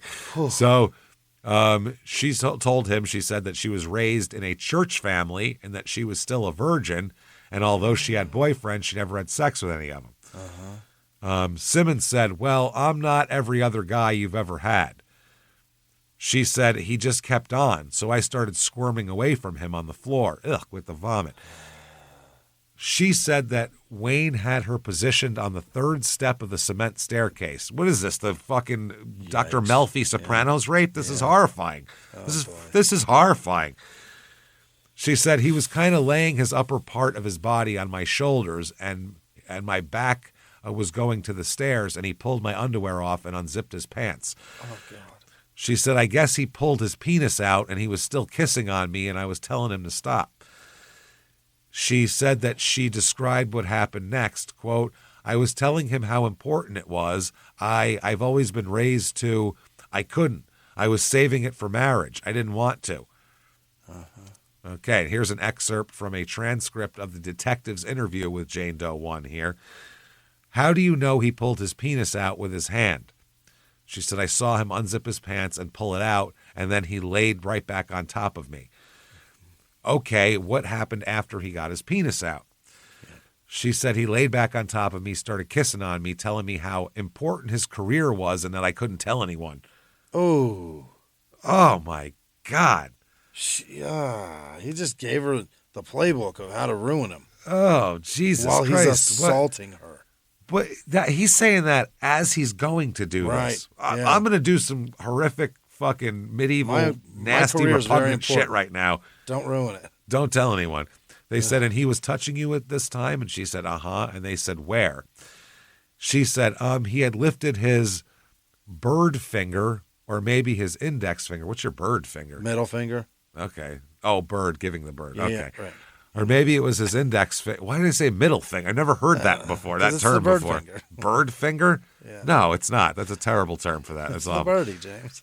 No, that's asinine. Okay, I won't hold her responsible for it. Yeah. You suck. She's a rape victim. It's fine. Or maybe it was his index finger, and he lifted and rubbed me on my vagina, and I squirmed away from him because it hurt, because he was pressing down into me. I told him to stop. I think he tried to penetrate me there, and he noticed that he couldn't, and that's why he wanted to move up the steps. They said, how do you know he tried to penetrate you there? He said, she said, I felt it on the side of my leg. He was pushing my leg out, and I felt what I assume would be the head of his penis pressing into me. Mm-hmm. In her subsequent interview with prosecutors, she detailed the difficulty he was having trying to have intercourse with her. She said, quote, he'd start licking his fingers, and I remember from then on just feeling something. It was like he was pushing down on me, then he was trying to get inside of me, my vagina, and I was trying my best to squirm, but when you have 300 pounds on top of you, I guess he realized that the position he had me in wasn't working for him. He asked me to move, so I said, let me up and I'll move. Oh, boy. She said that when he let her up, she grabbed her underwear and tried to dart for the door. She recalled him saying, unt. U-N-T. Yeah. I already pulled those off for a reason, is what he said. I said, no, I'm going back downstairs to find Emily. And he said, no, you're not. And he grabbed me and walked me back up the stairs and laid me down. That's when he moved the brick. I guess it was in his way. He laid me down on the cement. He laid on top of me and went back inside. I guess he ejaculated before. Quote, when we were on the steps, because it was all over the back of my dress. Because I remember when I stood up and put my underwear back on, it felt wet. When she recalled this part of the incident to the detective, he asked for clarification. He said, was his penis still out? She said, yes. And they said, and she said, at that time it was. They said, was he still erect? And she said, uh-huh. They said, okay, have you felt the wet spot on your dress yet? And she said, yeah, I felt it the minute I stood up when he turned me around and I stood up and tried to walk off. They said, okay, what happened after that? She said, he laid me down. That's when I started telling him stop. And he said, no, I only need a few more minutes. Ugh. So then she said, and then he pulled my dress up. He pulled my underwear down to my ankles. And he kind of, I guess, like bent my legs up and spread them out. They said, and that's when I guess he penetrated me, started moving a lot. When it was over, she said he got up, zipped his pants, and told me his phone number. Oh, boy. And said he would call me and we'll talk about it. What the fuck are you talking about? Near the end of he's a menace. Near the end of her interview with the detectives, she was asked if Simmons hit her or slapped her. She said, he not so much threatened me, but just pretty much kept saying, my status against your status, you're nothing. They said, were there other sexual acts? Did you have to touch his private part? She said, he tried to put it in my face one time, and I told him no. When he had my shoulders, he was right there in my face, and I moved my head away. I don't know if he was making that's what he wanted me to do or not. So her friends drove her to the hospital after the incident. She went right to the hospital. Wow, good for her. She was examined. That's how you can tell, too, that she's not used to this. You know what I mean? A lot, too. Yeah. And she said, oh, my God. And she freaked out. This is a lot like She probably hasn't been abused her whole life. You know what I mean? She's probably had a nice life. She was examined by the doctor who said she recounted the incident again. She then told him that she was a virgin at the time of the attack. The doctor found redness in the vaginal area and that she had a tear at the 6 o'clock position in the vaginal opening. A diagram was drawn describing the exact location of the injury and then placed in the case file. Bruising was also detected in the mid-back area and on her neck, injuries which were photographed by the police, the stairs. According to a report filled out at the hospital, the doctor advised that these injuries are consistent with the story as well, so that all lines up. Following the exam, she was given a prescription for the morning after pill so she doesn't get pregnant and advised to have a pregnancy test performed 2 weeks from the date of the incident. Introduced to a rape crisis counselor and interviewed by police and a police investigator. All of her clothing was placed in evidence bags to be turned over to the crime lab for inspection. Sounds like everybody's doing the right thing here. Yeah. So far. They got white shoes, a blue half slip, white panties, a bra, an ankle-length yellow print dress, and 2 hair scrunchies, all placed in evidence bags. The following day, those items, along with swabs taken from Jensen's vagina and a white envelope marked suspected semen from body, were shipped via UPS. I got the semen. Really? Brown delivers semen. Yeah. Here you go. Take our jizz. Here's your semen, sir. Run Hops this back in jizz his down truck. the block. You got it. He said, boy, when they gave me that doorless car and those shorts, I dreamed one day I'd deliver a packet of criminal jizz to somebody. That sounds great. Can I drop off rape jizz, please? Anybody got some criminal jizz? Is this the criminal jizz slot? Does it go here? Suspected criminal jizz. Jesus Christ. To the Georgia Bureau of Investigations. Oh, I guess it was in Georgia. I thought it was in Tampa for some reason. All right. In the early of Savannah, Georgia is by... Yeah, Tampa was the other thing. I'm sorry. In the early stage of the investigation, Savannah police telephoned Simmons' friend Elliot Mitchell, the one who drove him, to get his version of what happened that night. Quote, it's all bullshit, he insisted. When informed that Simmons had been accused of rape, he maintained that any sex that occurred was consensual. How do you know? What? They were in a room alone together, and I'm sure that it was consensual, though. They weren't even in a room. Yeah, they were in a stairwell. There was corroboration that some kind of sexual act had occurred. In addition to the items received from the hospital, the crime lab also received 3 vials of Simmons' blood, which they got with a warrant. According to a forensic science's official report dated November 18th, 1997, chemical examination of the panties and dress revealed the presence of seminal fluid. DNA tests performed on the semen taken from the panties and dress were compared to the DNA testing performed on Simmons.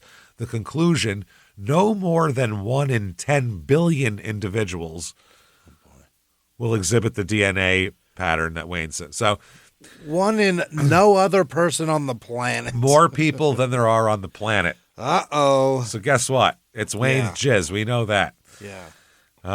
They said the report went on to conclude with a reasonable scientific certainty it can be concluded that the DNA is fucking Wayne's, unless Wayne Simmons has an identical twin.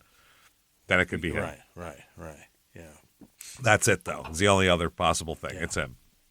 At the direction of his lawyer, Simmons refuses to give a statement to police, nor did he submit to police questioning. However, his close friend Elliot Mitchell was questioned. Mitchell revealed that he asked Simmons whether he had intercourse with Jane Doe 1. According to Mitchell, Simmons replied, no, I tried but couldn't get it in. She jacked me off and gave me a blowjob. Oh, boy. So Mitchell told, it's nice that 27-year-olds are still giving their notes to each other, too. Mitchell told authorities that Simmons, after learning he had been accused of rape, later called him on the phone and repeated his innocence. No, I didn't rape her, Simmons said, according to Mitchell. Did you see any scratches on me? And I sure didn't bruise her. Did anyone hear screaming? According to the investigative summary of the interview, quote, Simmons also stated that he tried to put it in, but he couldn't because she was too small. He said he got on top a couple times but couldn't get it in. The police were originally left with the he said, she said scenario. Yeah. Identical facts were important to the or incidental facts were important to the investigation. Thus, Simmons's innocence or insistence that he had difficulty penetrating Jensen supported Jane Doe 1's claims that she was a virgin, as did the doctor's findings that she suffered a tear in her vagina. Right. An injury also consistent with someone who's never engaged in intercourse previously. While none of this proves that she was raped, she could have consented. Her status as a virgin was crucial to show how she might be perceived in front of a jury. Yeah. You're going to go, does this girl who's a nice girl decide on graduation night, I'm going to fuck a stranger in a stairwell, even though I want to be a virgin until marriage? That's kind of a very large one. That's what I mean. That is a stretch. It's a stretch. Well, that would be two stretches, but it's still, it's bad. So There's going to be tearing. There's going to be tearing. They said that this was so crucial that Simmons hired a private investigator to dig up dirt on her. What the fuck, man? To find out if she was really a virgin or not. Boy. They found no dirt and found no evidence that she had any sexual history whatsoever. A private investigator couldn't find evidence of sexual history.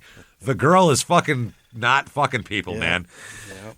Also informing the investigation was the location of the incident. If it happened in a stairwell as opposed to a hotel room, a dorm, or a bedroom, it's different. It just said, would a teenage girl who went through high school as a virgin agree to have sex for the first time in a dingy, debris-filled, vomit-stained, concrete stairwell? Is that what she's want to do? No. They said, and once there, would she willfully lie bareback on the cement steps while a man twice her size and whom she'd never met previously lay on top of her, repeatedly trying to penetrate her and tearing her vagina? It's unlikely. As prosecutors assessed whether to bring the case to a grand jury to seek an indictment, Simmons had something else working against him, his own fucking history. Yeah. Because he's an idiot. They dig up June 25th, 1989, arrested for assault and battery after striking a girl because she was ignoring him, quote unquote. Mm-hmm. Jesus Christ. That's when the mother drove her over and he started to curse at them and shoved her again. June 23rd, 91, when he cited for assault from beating up the Domino's pizza man, the immigrant fucking foreign exchange student. And then September of 92, when he's arrested on assault and battery for striking that young lady. You know, he's kind of a piece of shit. Yeah. There's a lot here, obviously. So, called her, you sucked his dick sucker, that whole thing. Also, April 11th, 1993, assault and battery after his three friends tried to get into the bar without access, and he called him white trash and a pussy, and then said, we're coming back to kick every white motherfucker's ass. They have all of that. And then there was a fight, and bad things happened. March 11th, 96, arrested for breach of the peace and failing to stop for the officer. We know about that one. He's got quite the record compared to her. Right. She all literally, of episode 1 compared to nice girl. Nice church girl. That's it. It's never fucked anybody. So that's bad. So October 8th, 1997, the Packers trade him to Kansas City. Really? Yep. He went from being the greatest player in the world to traded for a 6th-round pick, which is nothing. They wanted to get Seth Joyner on the field because they had gotten Seth Joyner from the Eagles and probably the Cardinals at that point. Wasn't he on the Cardinals before he was on the yes. I think it was Eagles, Cardinals. Yeah, because he followed Buddy Ryan when he went there. Right. Yeah. He's gone. They said that he regards Joyner as a better player than Simmons. Mm-hmm. That's what general manager Ron Wolf said. That's it. They said we wanted to give him an opportunity to play more, and we honestly didn't think the situation would work out as well if we had people splitting time here. Oh, boy. Wayne says, I'm not here to demean anything that that's Wolf said, I'm not here to demean anything that Wayne Simmons did.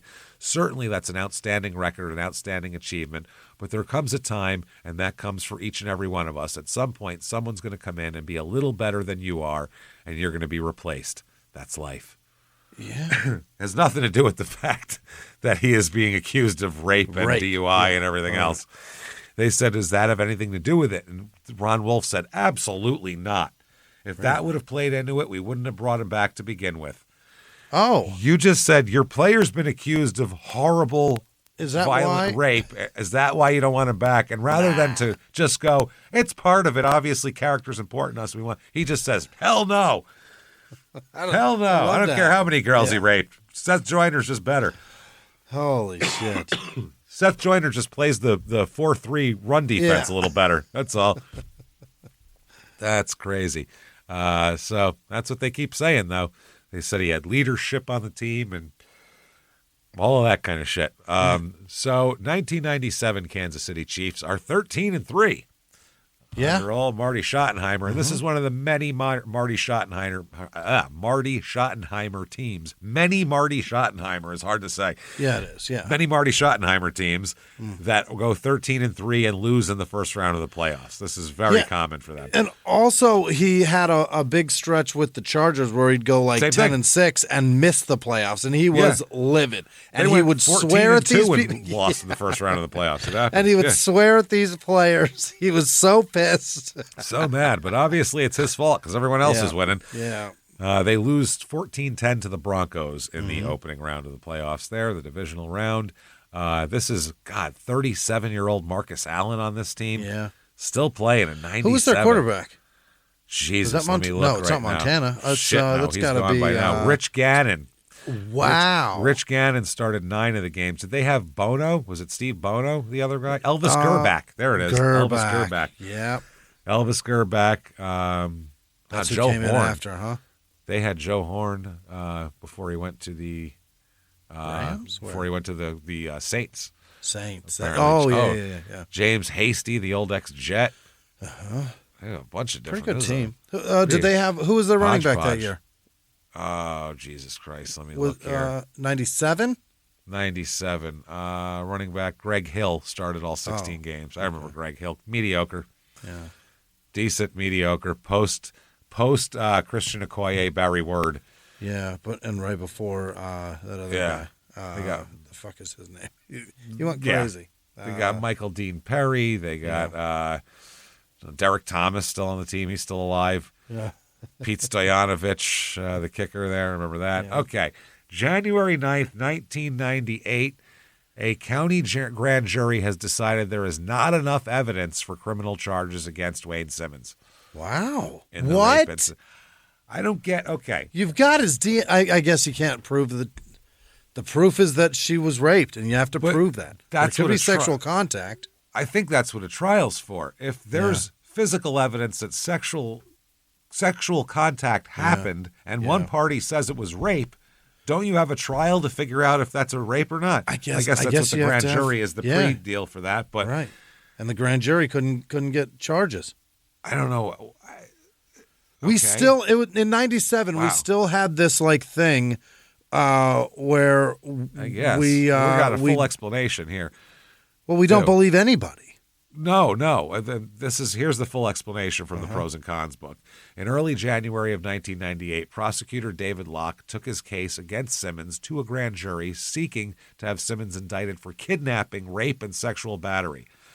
Wow. If he were at the trial stage, Locke would have to convince jurors beyond a reasonable doubt that Simmons committed these crimes. Mm-hmm. But you got to get the grand jury to indict him first, and there he only needs to prove probable cause, more evidence for than against. And he had it at his disposal. He had all the police complaints previously filed against Simmons. They said, we generally would make a grand jury aware of it. Then they said arrest records can be properly brought before the grand jury. Yeah. It's not like a trial where you can't introduce prior bad acts. The witness list of those scheduled to testify before the grand jury was the detective, the alleged victim, and the Elliot Mitchell, the buddy that drove him there. Yeah. Grand jurors also had access to videotaped copies of numerous police interviews with individuals connected to the case. Mm-hmm. Jane Doe 1 was the star witness, an attractive petite girl. She told 18 grand jurors what happened in the stairwell at the zoo. Her status as a virgin on the night of the incident went unchallenged, and on January 7th, 1998, the grand jury reached its verdict on whether or not there was probable cause. Mm-hmm. No, wrote the jury foreperson on the form. Now, why not? The prosecutor said in an interview, I think it basically had to do with the victim's credibility.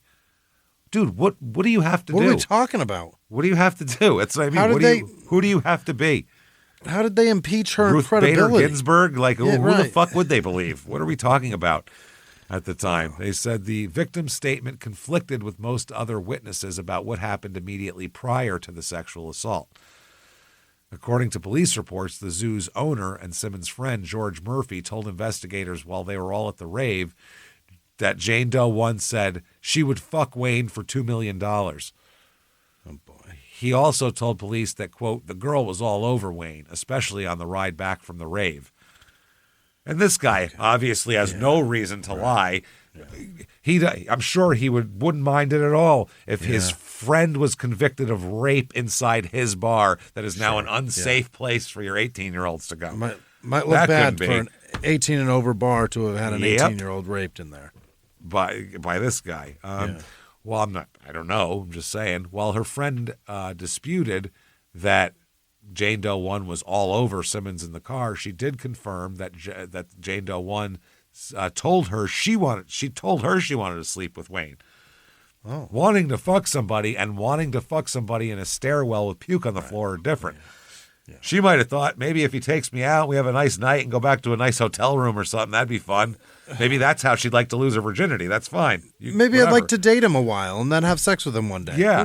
Who cares? Just saying you want to have sex doesn't mean right now. No shit. Now, she thought the comment was a joke, this Jane Doe 2, but then Jane Doe 3's boyfriend, John Doe 1, told the cops that he witnessed Jane Doe 1 telling Wayne, quote, I want to fuck your brains out. Oh, come on. He said that he saw Jane Doe 1 sitting on a sofa with Wayne and that she was touching all over him.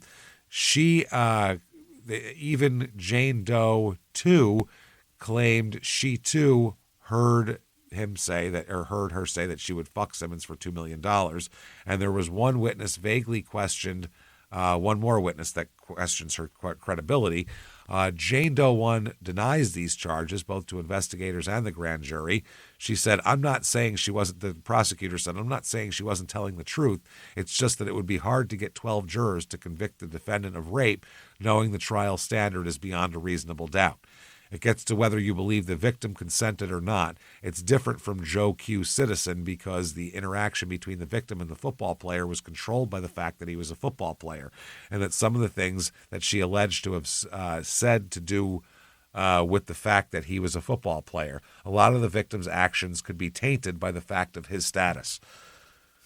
Which is so, if you're important enough, that's such a weird thing. He offered a second, more technical explanation for why the grand jury may have declined to indict him. Quote, the physical evidence didn't prove that he actually penetrated her vagina with his penis, which is proof for rape, which is required for rape in the state. Furthermore, no semen was found inside her vagina. The physical evidence supports that there was some penetration, though, with tearing and everything. Right. But it also supports Simmons' story to his friend that he couldn't enter. Sperm was found on her panties, not inside of her. I'm not saying that he didn't penetrate her. I'm just saying that some of the story is supported by physical evidence. So at the time the book had gone to press, Jane Doe 1 had made no attempt to sue Wayne or elicit a financial settlement from him, nor has she attempted to sell her story for pay. In fact, she never as much told her story to anyone other than the doctor, the hospital, the authorities, and the grand jury. Yeah. I don't know. That sounds like someone who got raped to me.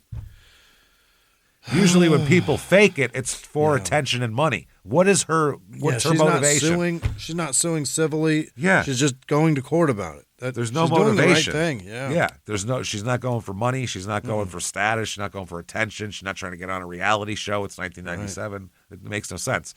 So they said still apparently it was her credibility that could not pass the test. Wow. They said in Kansas City, Simmons played a crucial role in the Chiefs' defense as the team went on to post the AFC's best record in '97. Although Simmons declined to be interviewed for this book, his business manager spoke to the authors about the rape allegations.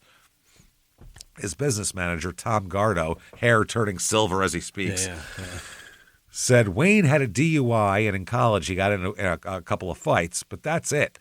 this particular crime, the rape allegation, he was exonerated. He ended up having a situation. He knows better than to get himself in a situation where he would be lured into a compromising position with a female in a place like that when both of them have been drinking. She was drinking? She lured him into the stairway? She lured him in the stairway now. Wow. And he didn't. Now they're like, he didn't even have sex with her. He knows better. This is crazy. Yeah. But he's not any different than a lot of other guys. He's a highly emotional kind of person, like a lot of ball players. You don't become a professional football player without a high level of testosterone running through your body. What the fuck does that mean? What does that mean? You have to rape. It makes you real horny. Real horny. So when the authors called Chiefs president Carl Peterson, he declined to discuss what he knew of Simmons' past. The team spokesman, Jim Carr, took the unusual step of denying the authors access to the publicly available team photographs of Simmons and Barnett. He said, "I'm a PR guy. Why would I want to help put our guys in a negative light? I don't see any good for the Chiefs that can come out of telling these stories." Well, good. Glad we're telling it then, dickhead. Yeah, that guy is all silver. Everybody's silver. I don't see anything good from talking about this. Really? Nope, nothing good could happen. Not for us anyway, and that's all that matters. So, yeah, he plays all right this year. That's fine. February 24th, 1998, minor, just speeding. No big deal. Over 5 and less than 20. Okay. That's not a big deal. Yeah. This is in Hilton Head again here. So that's over. That's fine. Every time he goes home, he gets in trouble. He gets in trouble. The problem is the speeding. That's not as big of an issue. The issue is when they pull him over, not only was he speeding, but he's also drunk as well, allegedly. So DUI or DWI, alcohol related. Also, he gets that day. So he's doing great. Great. I mean, it's certainly something. Anytime you get him in a car, he's doing something bad. That's it. This is one of those things. 1998 Chiefs are 7-9. Okay. No playoffs, no nothing. Shit, they do nothing here. Jesus, again, Elvis. But that's still third place because the Raiders are. Wait, what year is this? Fourth place. It's fourth place actually. That's last place. That is not great. Yep, back then that's what that would be. So. Not wonderful here. August 27th, 1998. Wayne is happy in Kansas City, and the Chiefs are happy with Wayne. Really? Big article talking about how they love him and he loves them, and that all the players loved him in Green Bay, but none of the coaches liked him. And the Chiefs refer to the trade they got as our blue light special. Oh, we got a Kmart deal. They got a bargain, a Kmart deal.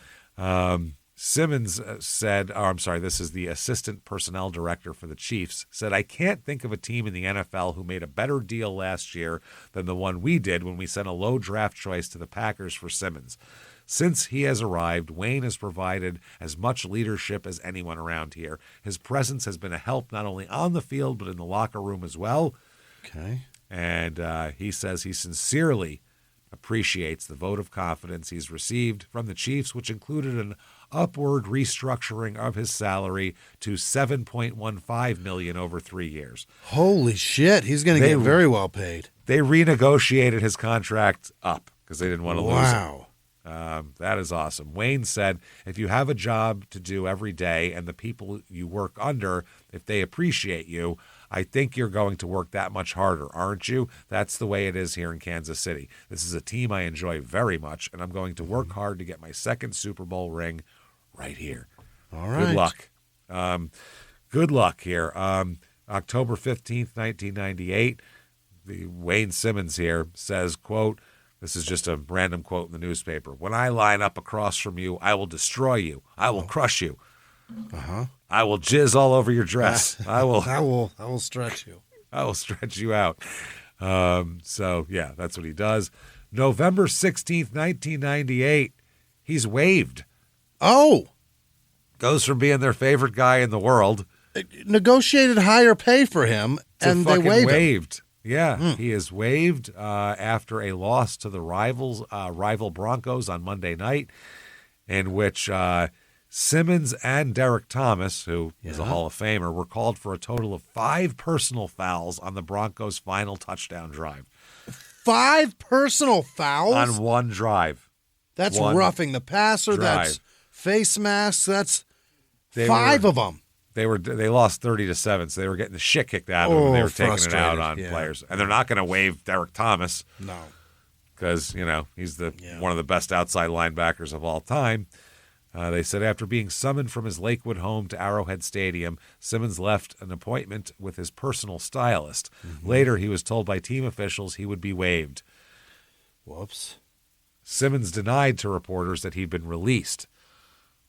It's just been waived. Well, we'll see how that goes here. November 20th, 1998, because you're placed on waivers, and if you go through the waiver wire without being claimed, then you're a free agent. He is claimed by Buffalo. Oh. Yeah, Wade Phillips, who hasn't even met him yet, is already defending him. So this is hilarious, the coach, Wade Phillips. Yeah. When asked if he had any concerns that a guy like Wayne might disrupt the Bills' chemistry, Phillips became irritated and said, I don't like a comment like a guy like Wayne. He's one of our players. He's a Buffalo Bill now, and I expect him to be like everyone else. Okay. It's all rapists here. It's all we have. We think he's a good player. That's why we went after him. We checked into everything. We researched everything to our satisfaction, and we think he can help us this year. Okay. That's all you researched, how much he could help you. Didn't matter, the rest of it. 98 Buffalo, 10-6, losing in the wild card to the Dolphins 24-17. Yeah. So that is not good there. This Buffalo team, trying to figure out who is here. Was this the Doug Flutie? Yeah, Doug Flutie started 13 games. I was going to say, it has to be Doug Flutie, right? Doug Flutie starting 13 games. You got guys like that. Who else was in there? Oh, Rob Johnson was the other quarterback. That's right. He was fucking terrible. Jesus Christ. Yeah, looking here. All right, not bad. Eric Moulds, I remember him, wide receiver. Bruce Smith's still on the team. Yeah. Darwin Thomas is long gone. We have a lot of Smiths Who's here. their running back? Thurman's still there. Thurman's is still he there. really? He's in 98? He's still there. Wow. In his 10th year. He only played in 14 games and started 3 that year, though, so he wasn't the guy anymore. There was Kenneth Davis for a while, and then they had who the hell was that other running back that came in there for Thurman? Antoine Smith was the starter. There you go. Oh, okay. He was the guy starting. November 20th, 1998. He says he was a scapegoat for Kansas City's troubles. Oh, really? Yep. He said, that's the problem. I'm happy to have a job with Buffalo, but he said it's bullshit. Apparently, the coach said, Schottenheimer of the Chiefs, said that Simmons was released because his play had declined and not specifically due to Monday night's personal foul incident on Denver's Bubby Brister that earned him a $7,500 fine. God, Bubby Brister sucked. Face mask? That was the worst quarterback Denver had. Jesus, he was terrible. Well, Brian so Greasy bad was to pretty watch fucking him. bad, too. Brian Greasy was He a sucked. step better than Brister, though. Brister was kind so of. bad. Yeah. At least Brister could throw the fucking ball down the field, though. Brian Greasy Brister, I was think, won Johnny 6 Checkdown. games. I couldn't take him. God, he was bad. Well, they beat the Chiefs in this game. Oh, was this the play? Oh, this is a Monday night game. Yeah. He said, this is Simmons, I think my past had a significant part in using me as a scapegoat. My play speaks for itself, and I know I'm not perfect, but I know I wasn't the only one who held the team back. I just got blamed for it. I'm just glad to be working now. Yeah, and they also say the 28-year-old's character has come into question recently after the release of a book called Pros and Cons, The Criminals Who Play in the NFL. 12 pages in the book are devoted to Simmons. Wow. And It's a that's good an chunk here. overload, huh? That's a lot. Simmons says there's been some accusations out there, and I know they're false. Some things have happened at school that have been blown out of proportion. I'm not perfect, but I wouldn't cause anybody any harm. Right. About his DUI here. What is that? Oh, the May of 97 one. I'm sorry. I was trying to read that. It was small. He said, I heard something about the book. Does it kill me? The sexual assault wasn't even proven. I wasn't arrested for anything. It was all accusations. Okay. So one of the Bills linebackers said, Wayne's a hell of a guy, and what I hear about him shocks me because you never see it in him. He goes on to say, with some guys, you might be able to believe it, but not with Wayne. He's a real good guy and was a star with Green Bay. Everybody loved him. That's scary. If you That can't is- even see that this man. Yeah. That's called a sociopath usually. Yeah, he's real good in the locker room and then Yeah. goes out there and does other shit. Wade Phillips, the coach of the Bills, said, I don't know that he has any more problems than anyone else. It's almost like he's the one to blame for what's going on in Kansas City, and I don't think that's the case at all. Okay. So he is in the second year of a $3 million contract, so that's what the Bills picked up. Yeah. Schottenheimer said the decision regarding Wayne was performance-driven. There were a number of other factors, but it was clear that he was not playing at the level he exhibited last season. This was not a snap decision. They thought he sucked. So he's a Bill now. Here he is. February 12th, 1999, he is released by the Bills. Bills don't want him anymore either. Nope. They release him and wide receiver Quinn Early, and they're gone. So that's that. June 9th, 1999, the Green Bay Packers haven't ruled out trying to re-sign Wayne Simmons as a backup linebacker and are considering pursuing Lawrence Phillips as a backup running back. Oh, don't do that. Fuck it. Let's bring them both in. Let's bring episode number fucking 2 in or 4 or whatever it was. He's so bad. From 4 to 494. Let's bring them all in there. You get a lot of letters from camp, though. You're gonna get finally that music gets going here. The Packers traded. They said Simmons has a lot of respect for new coach Ray Rhodes and general manager Ron Wolf. That's what Simmons' business advisor said. Yeah. Wayne's problem was with Holmgren, not with Wolf. Oh.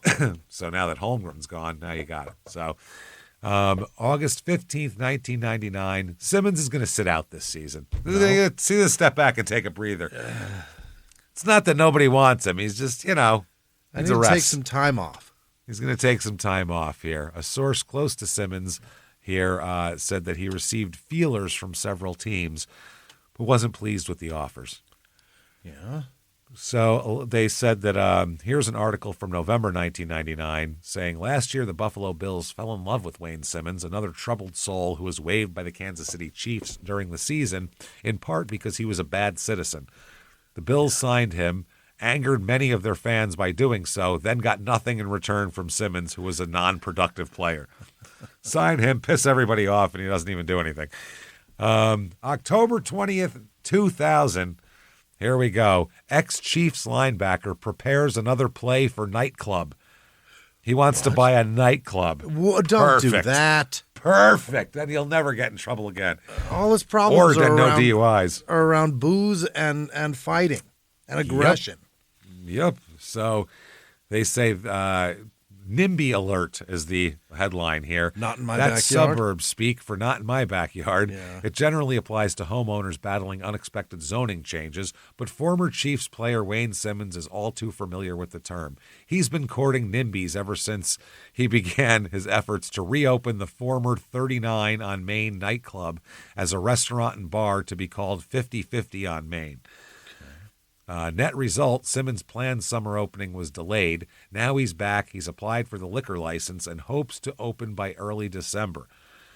One of his critics is the nearby St. Paul's Episcopal Church and School. They said the type of business and liquor license proposed at 3947 Main would be detrimental influence to his corridor of Midtown.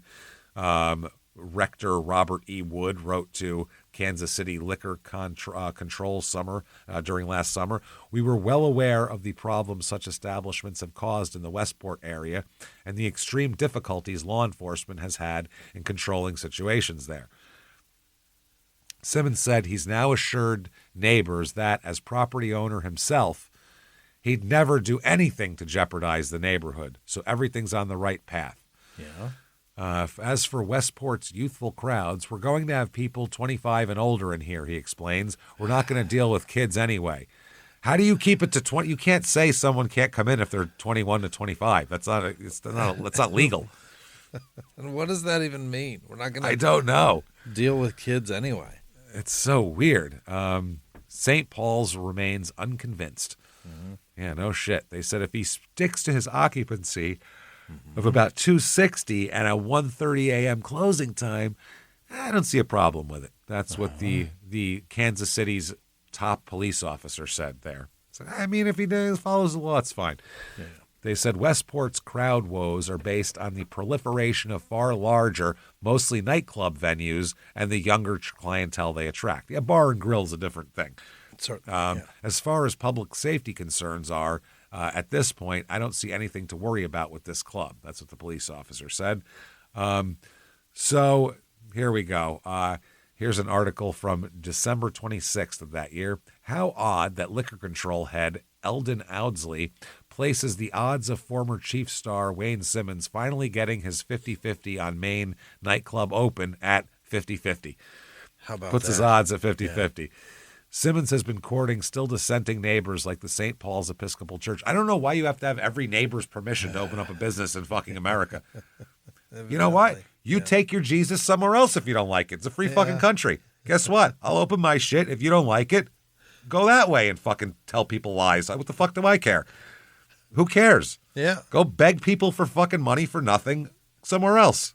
You fucking goddamn fucking drain on goddamn people's incomes. Yeah. Sorry. And your life ruiners. You non-fucking, tax-paying, non-contributing. Tax-paying. Yeah. Non-product selling, but money-taking motherfucker. Provide a service for something or somebody. I know that a lot of churches, I know people are going to say churches provide this and that and this and that. Yes, and they do it at tax-free, and they fuck your kids too, so I don't want to hear about it. How about that? I'd say I don't want people around here because maybe people take their kids around here. I don't want them by that church because they keep fucking kids. How about that?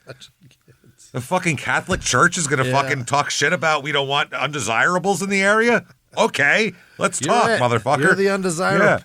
Yeah. Let's find out where your priests have been transferred from. You know, let's find that shit out. Sorry, that just pisses me off.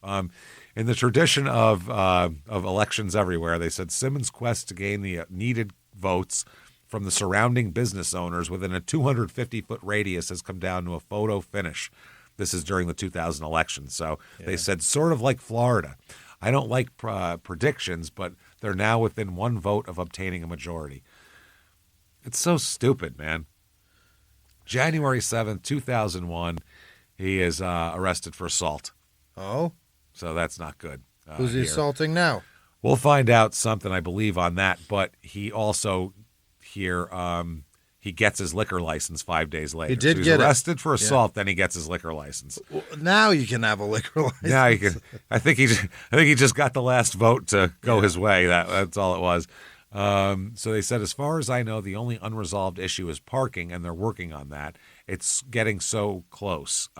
We counted 189 spots available, and we need 50. Uh-huh. So they said they hope the bar will be open in time to host a Super Bowl party. They said, so if we divide that by 2 and share it with the bar next door, that still puts us well over 50 parking spots. Okay. March 18th, 2002, the sign on the door at Midtown nightclub 50-50 on Main reads, sorry, temporarily closed due to water damage, which would seem to explain the recent closing of former Chiefs star Wayne Simmons bar and restaurant near West Point in Maine, or maybe not. They said the liquor board, head of the liquor board says their liquor license renewal is being reviewed and has not been approved yet. They didn't turn in their renewal on time. If they're late turning it in, it's standard that it has to be reviewed. So he fucked himself over. So they said the ETA on when the bar might reopen, they said, I don't know how long it might take. So who knows how long it might take? We don't know. August 23rd, 2002. Here we go. All right. He is in Independence, Missouri. Yeah. Around the Kansas City area where he lives here. Yeah. Apparently, he is driving here. He lives in Lee's Summit and was speeding and weaving in his green Mercedes through traffic at 2:45 a.m.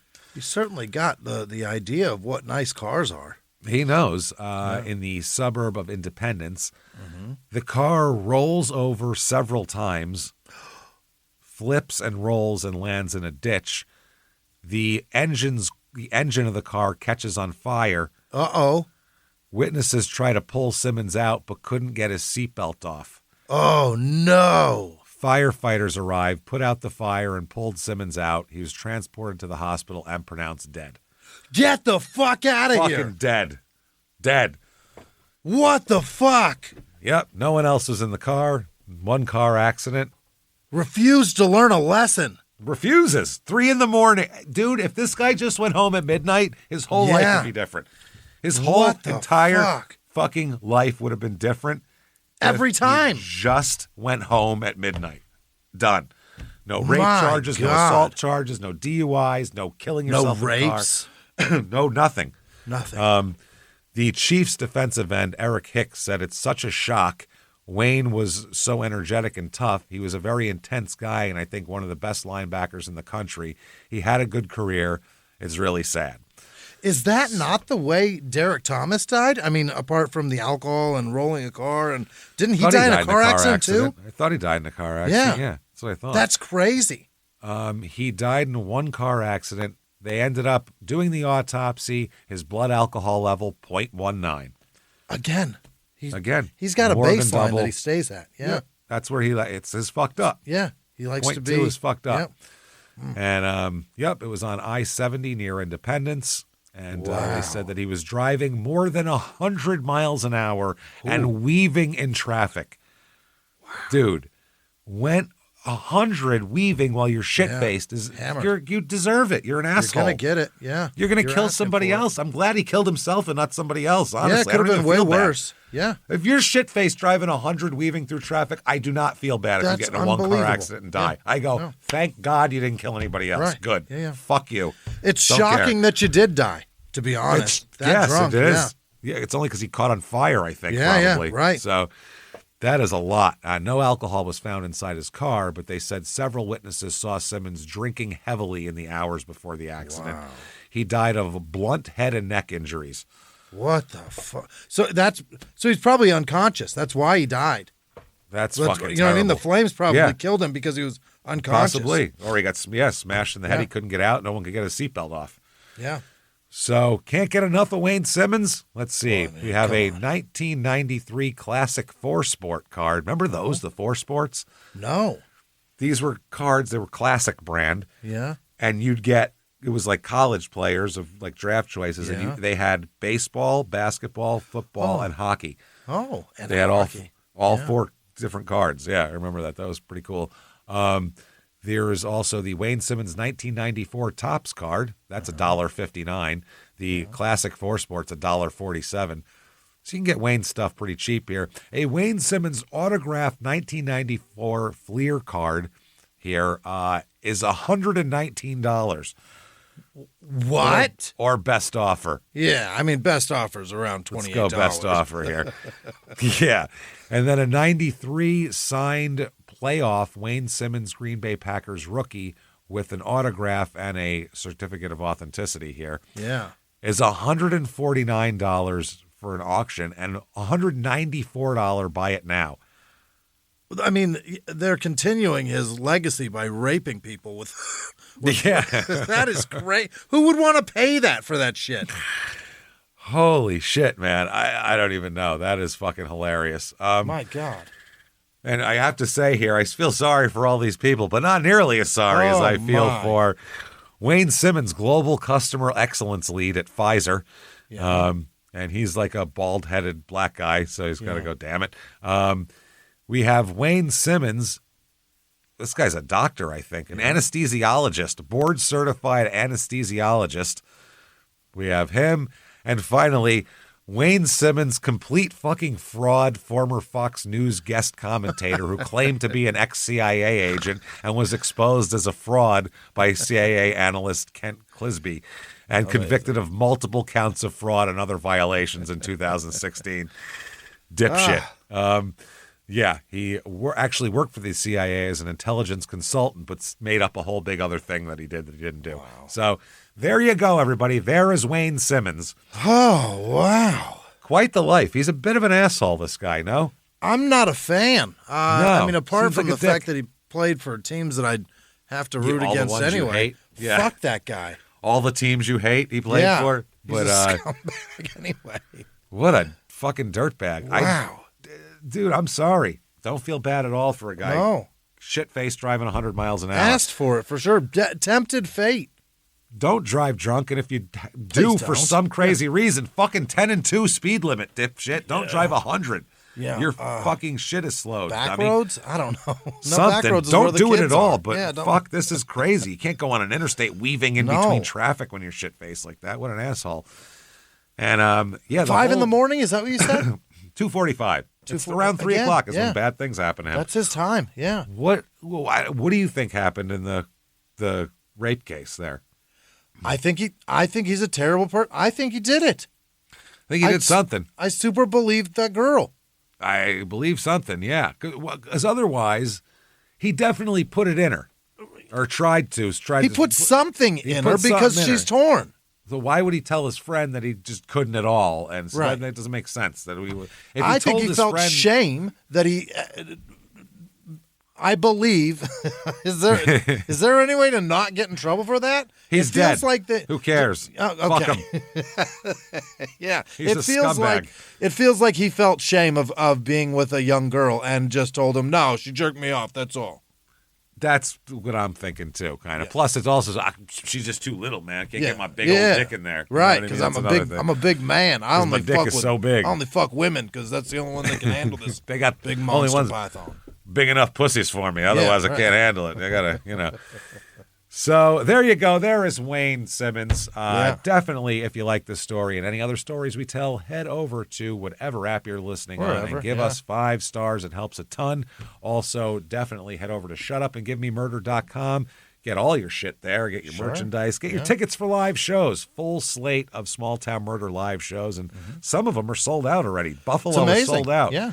Salt Lake City is sold out. Yeah. Phoenix sold out. Yeah. So awesome. 3 sellouts already. That's great, guys. Thank you so much. And Phoenix still has Your Stupid Opinions, though. You can go see that. Yeah. And this all starts February 21st in Nashville. Nashville, let's go. One-nighter. It's a big theater. Let's go fill it up there. Get yourself some white boots. Let's go. If it doesn't sell out, I guarantee you we will never fucking be back to Nashville because I hate that fucking place. So only if it sells out is the way Jimmy can convince me to go there.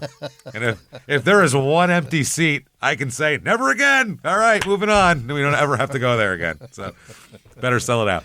Yeah. Just kidding. That said, anyway, do that. I'm not kidding. No. I'm half kidding. How's that? See you guys in Nashville. Please show up. Come to Nashville. Shutupandgivememurder.com. No, you don't. You always complain about it when we're there. You hate it there. Every time you're there, you're like, these fucking fake country, goddamn poser, fucking cracker ass, fucking dipshit, Kid Rock.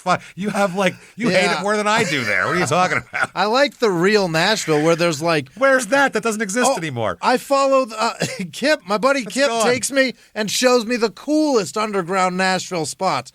And it's not on that fucking Broadway. No, it's not. No, it's so bad. That place hijacking is so bad. My fucking. Oh God, they're the worst. Merle Haggard would be so mad. A lot of people would be fucking mad. They should. Merle would be heavenly pissed. Like a rotisserie chicken spinning in his grave. Oh boy. So do that. Come out and see us for a live show. Yeah. That's a lot of fun. You definitely want to get Patreon. I'll tell you, patreon.com/crime in sports. We'll tell us like an old time commercial, friends, listen up here. Let me tell you something that could help you down the road here. This Patreon thing, it's incredible, boy. I'll tell you what. It's helped my family tremendously. No side effects. Yeah. Works every time.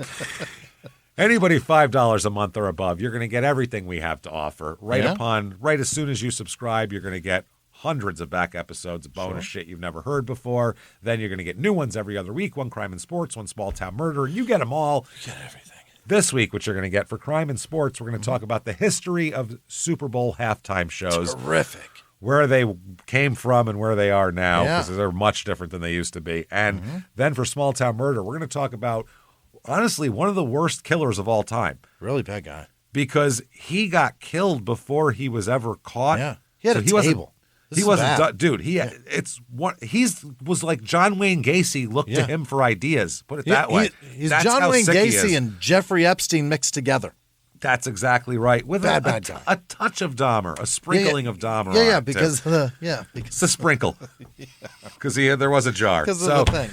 Yeah. So it's and he got a teenager, 2 teenagers to help him, at least 2 teenagers we know of. It's a crazy fucking story. We're going to talk all about it. That is all at patreon.com/crimeinsports. And you get a shout out coming up here in a second, and you get everything that we put out ad-free as well. All 3 shows, your stupid opinions, all that good shit. So do that. Jimmy, hit me with the names of the people who would never try to rape us in a stairwell. Please, Jimmy, hit me with them right fucking now. This week's executive producer, Gary Howard, in home in Livingston, Texas. Oh, boy. Good for you. And then Get home, Gary. Sales. I don't want to call you just Serge. Sadikin. Isn't it Sales? Isn't that what Bronson Pinchot? Come on, Serge. Say Sales. Serge. It's very not nice. that hard. With the white wine spritzer is very nice. It's not that hard. Call me Sales. Serge. Serge in the Say throat. Sales. Serge. Surge. What is Surge? Other producers this week: Liz Vasquez, Peyton Meadows, Ryan Bender, Janice Hill, Jack with no last name, Chris Green, I Broke It, Joe Copeland, Kelton, Kelton Kinghorn, Robert and Tracy Jr., Joe C., probably not Kid Rock's sidekick because he is incredibly dead. No. That little guy? Did you, no, did you I ever, don't know. He used to run around with the little guy. Hate Kid Rock. Always hated it. If he came on, instant channel change. He had a gimmick from the beginning. He had a little guy. God, he sucks. And Josie was so much cooler than him. Josie had a dope lyric. I think it was in Devil Without a Cause. He had an amazing verse. I'll play it for you one day. Wendy Gifford. No, you won't. I guarantee you won't. Just Josie. I won't listen to it. Guaranteed. Brendan with no last name. Nurse Sourpuss. Tom. What is this? Tamiko Harrison. Is that what that says? It does. Stephanie Nicholson. Muggins with no last name. Desiree Clemens or Clemons. Greg Sankiewicz. Kristen Tozczek. Tom Partridge and the family. Ricky Lambert. Alan Ramirez. Cheryl Bird the third. Marnette Shelley. Rebecca Adams. Chandra Hendricks, Joshua H., Veronica Zakova, John Smith, Joe Throckmorton, Warren Schur, Lap Lisan, Chris Smith, Barbie C., Kristen Graves, Leah Oprah Chill, Becca with no last name, Sarai, Kettle, Patrick Lilly, Raver Rave, The Wrong Mexican, Bradley Hewitt, Sally Skiroo. You say it slow, and it's like you get, all right. Becky Gillingham. It's like a redneck talking about fucking. Yeah. Skiroo. I'm going to skiroo. Ayla Giovanetti. Dirgman. 34. Liz Chapsky. Lindley Davis. Beck with no last name. Carrie Giddings. Josh Erickson. Monty R. Jones. No other ones. The one with the middle initial R is the Monty we want. Jackie Schultz, Ladiva, like Lady Godiva. Jay Bird's mom, Jake with no last name. Chrisanne Weimer, Soto Mike, the Wicked Gaper. What? Ugh. Tina Clauder. Mike, take it easy. Jeez. Tyler Van Dusen, just go slow, low and slow, buddy. Whoa. AB, probably not that one. Becky Meston, Rachel Raskovich, Mike with no last name. Natalie Rubin Koenig, Heather Sky, Scott Atwood, Lisa Marshall, Eula Dean, Ross with no last name, David Burkett, Maxandra, Michael with Michael Gerald. Maxandra had no last name. That's what I was doing. Jessica Simon, Kate with no last name, Riley Crossman, Karen Murray, Jordan Gregory Garnett, Kosai with no last name, Bethany Freilich, Kat with no last name, Carrie Liked the Book. Okay. The book. Stephen King. Carrie. Yeah, Carrie. Yeah. All right, I'm on board. Frog on a leaf wearing a chill hat. Brian Kujath. Rebecca Richardson, Jake Sullivan, Michael Richards. Oh, boy. Levi Dinger, Destiny Ricketts, Nicole Lawler, Zach Roberts, Samantha Velasco, Bonnie with no last name, Nick with no last name, Declan with no last name, Karen with no last name, Tyler Garrick, Jessica Snow, Jody Friesen, Killer Mike, Beef Tips. Ew. Shelby Black. Patrick Baker. Meta? Is it Mette? Is that Met or Meti or Mate or Met? You got them A all. lot of things. Louisa Barker. Carrie Rishi, Riash. Amy White, Anna Boyle, Zane B., Olivia Osterberg, and everybody that patrons this show. You guys are the best. Thank you. Thank you so much, everybody, for Unreal. all that you do for us. God damn it, we appreciate you every single week. Thank you so much for what you do. Thank you for coming back. Thanks for telling your friends, for posting on social media, for all the shit you guys do. We really do appreciate it. Push it out like a big turd, everybody. That's what we got here. Yep. Make them take it like your Wayne Simmons. No, that's There a it bad is. thing to say. No. Thank you for all you do for us. Honestly, though, you want to do anything to do with the show, shutupandgivememurder.com has drop-down menus. Take you wherever you want to go. So why don't you keep coming back and seeing us week after week after week, because we'll be here. We're going to do the Scummy soon, too. Not to mention episode 500 is coming up, and we're going to make sure it's a big one, make sure it's someone everybody's heard of, and have a lot of fun with it. So thank you so much for what you do. And live from the Crime and Sports Studios, we will see you next week. Bye.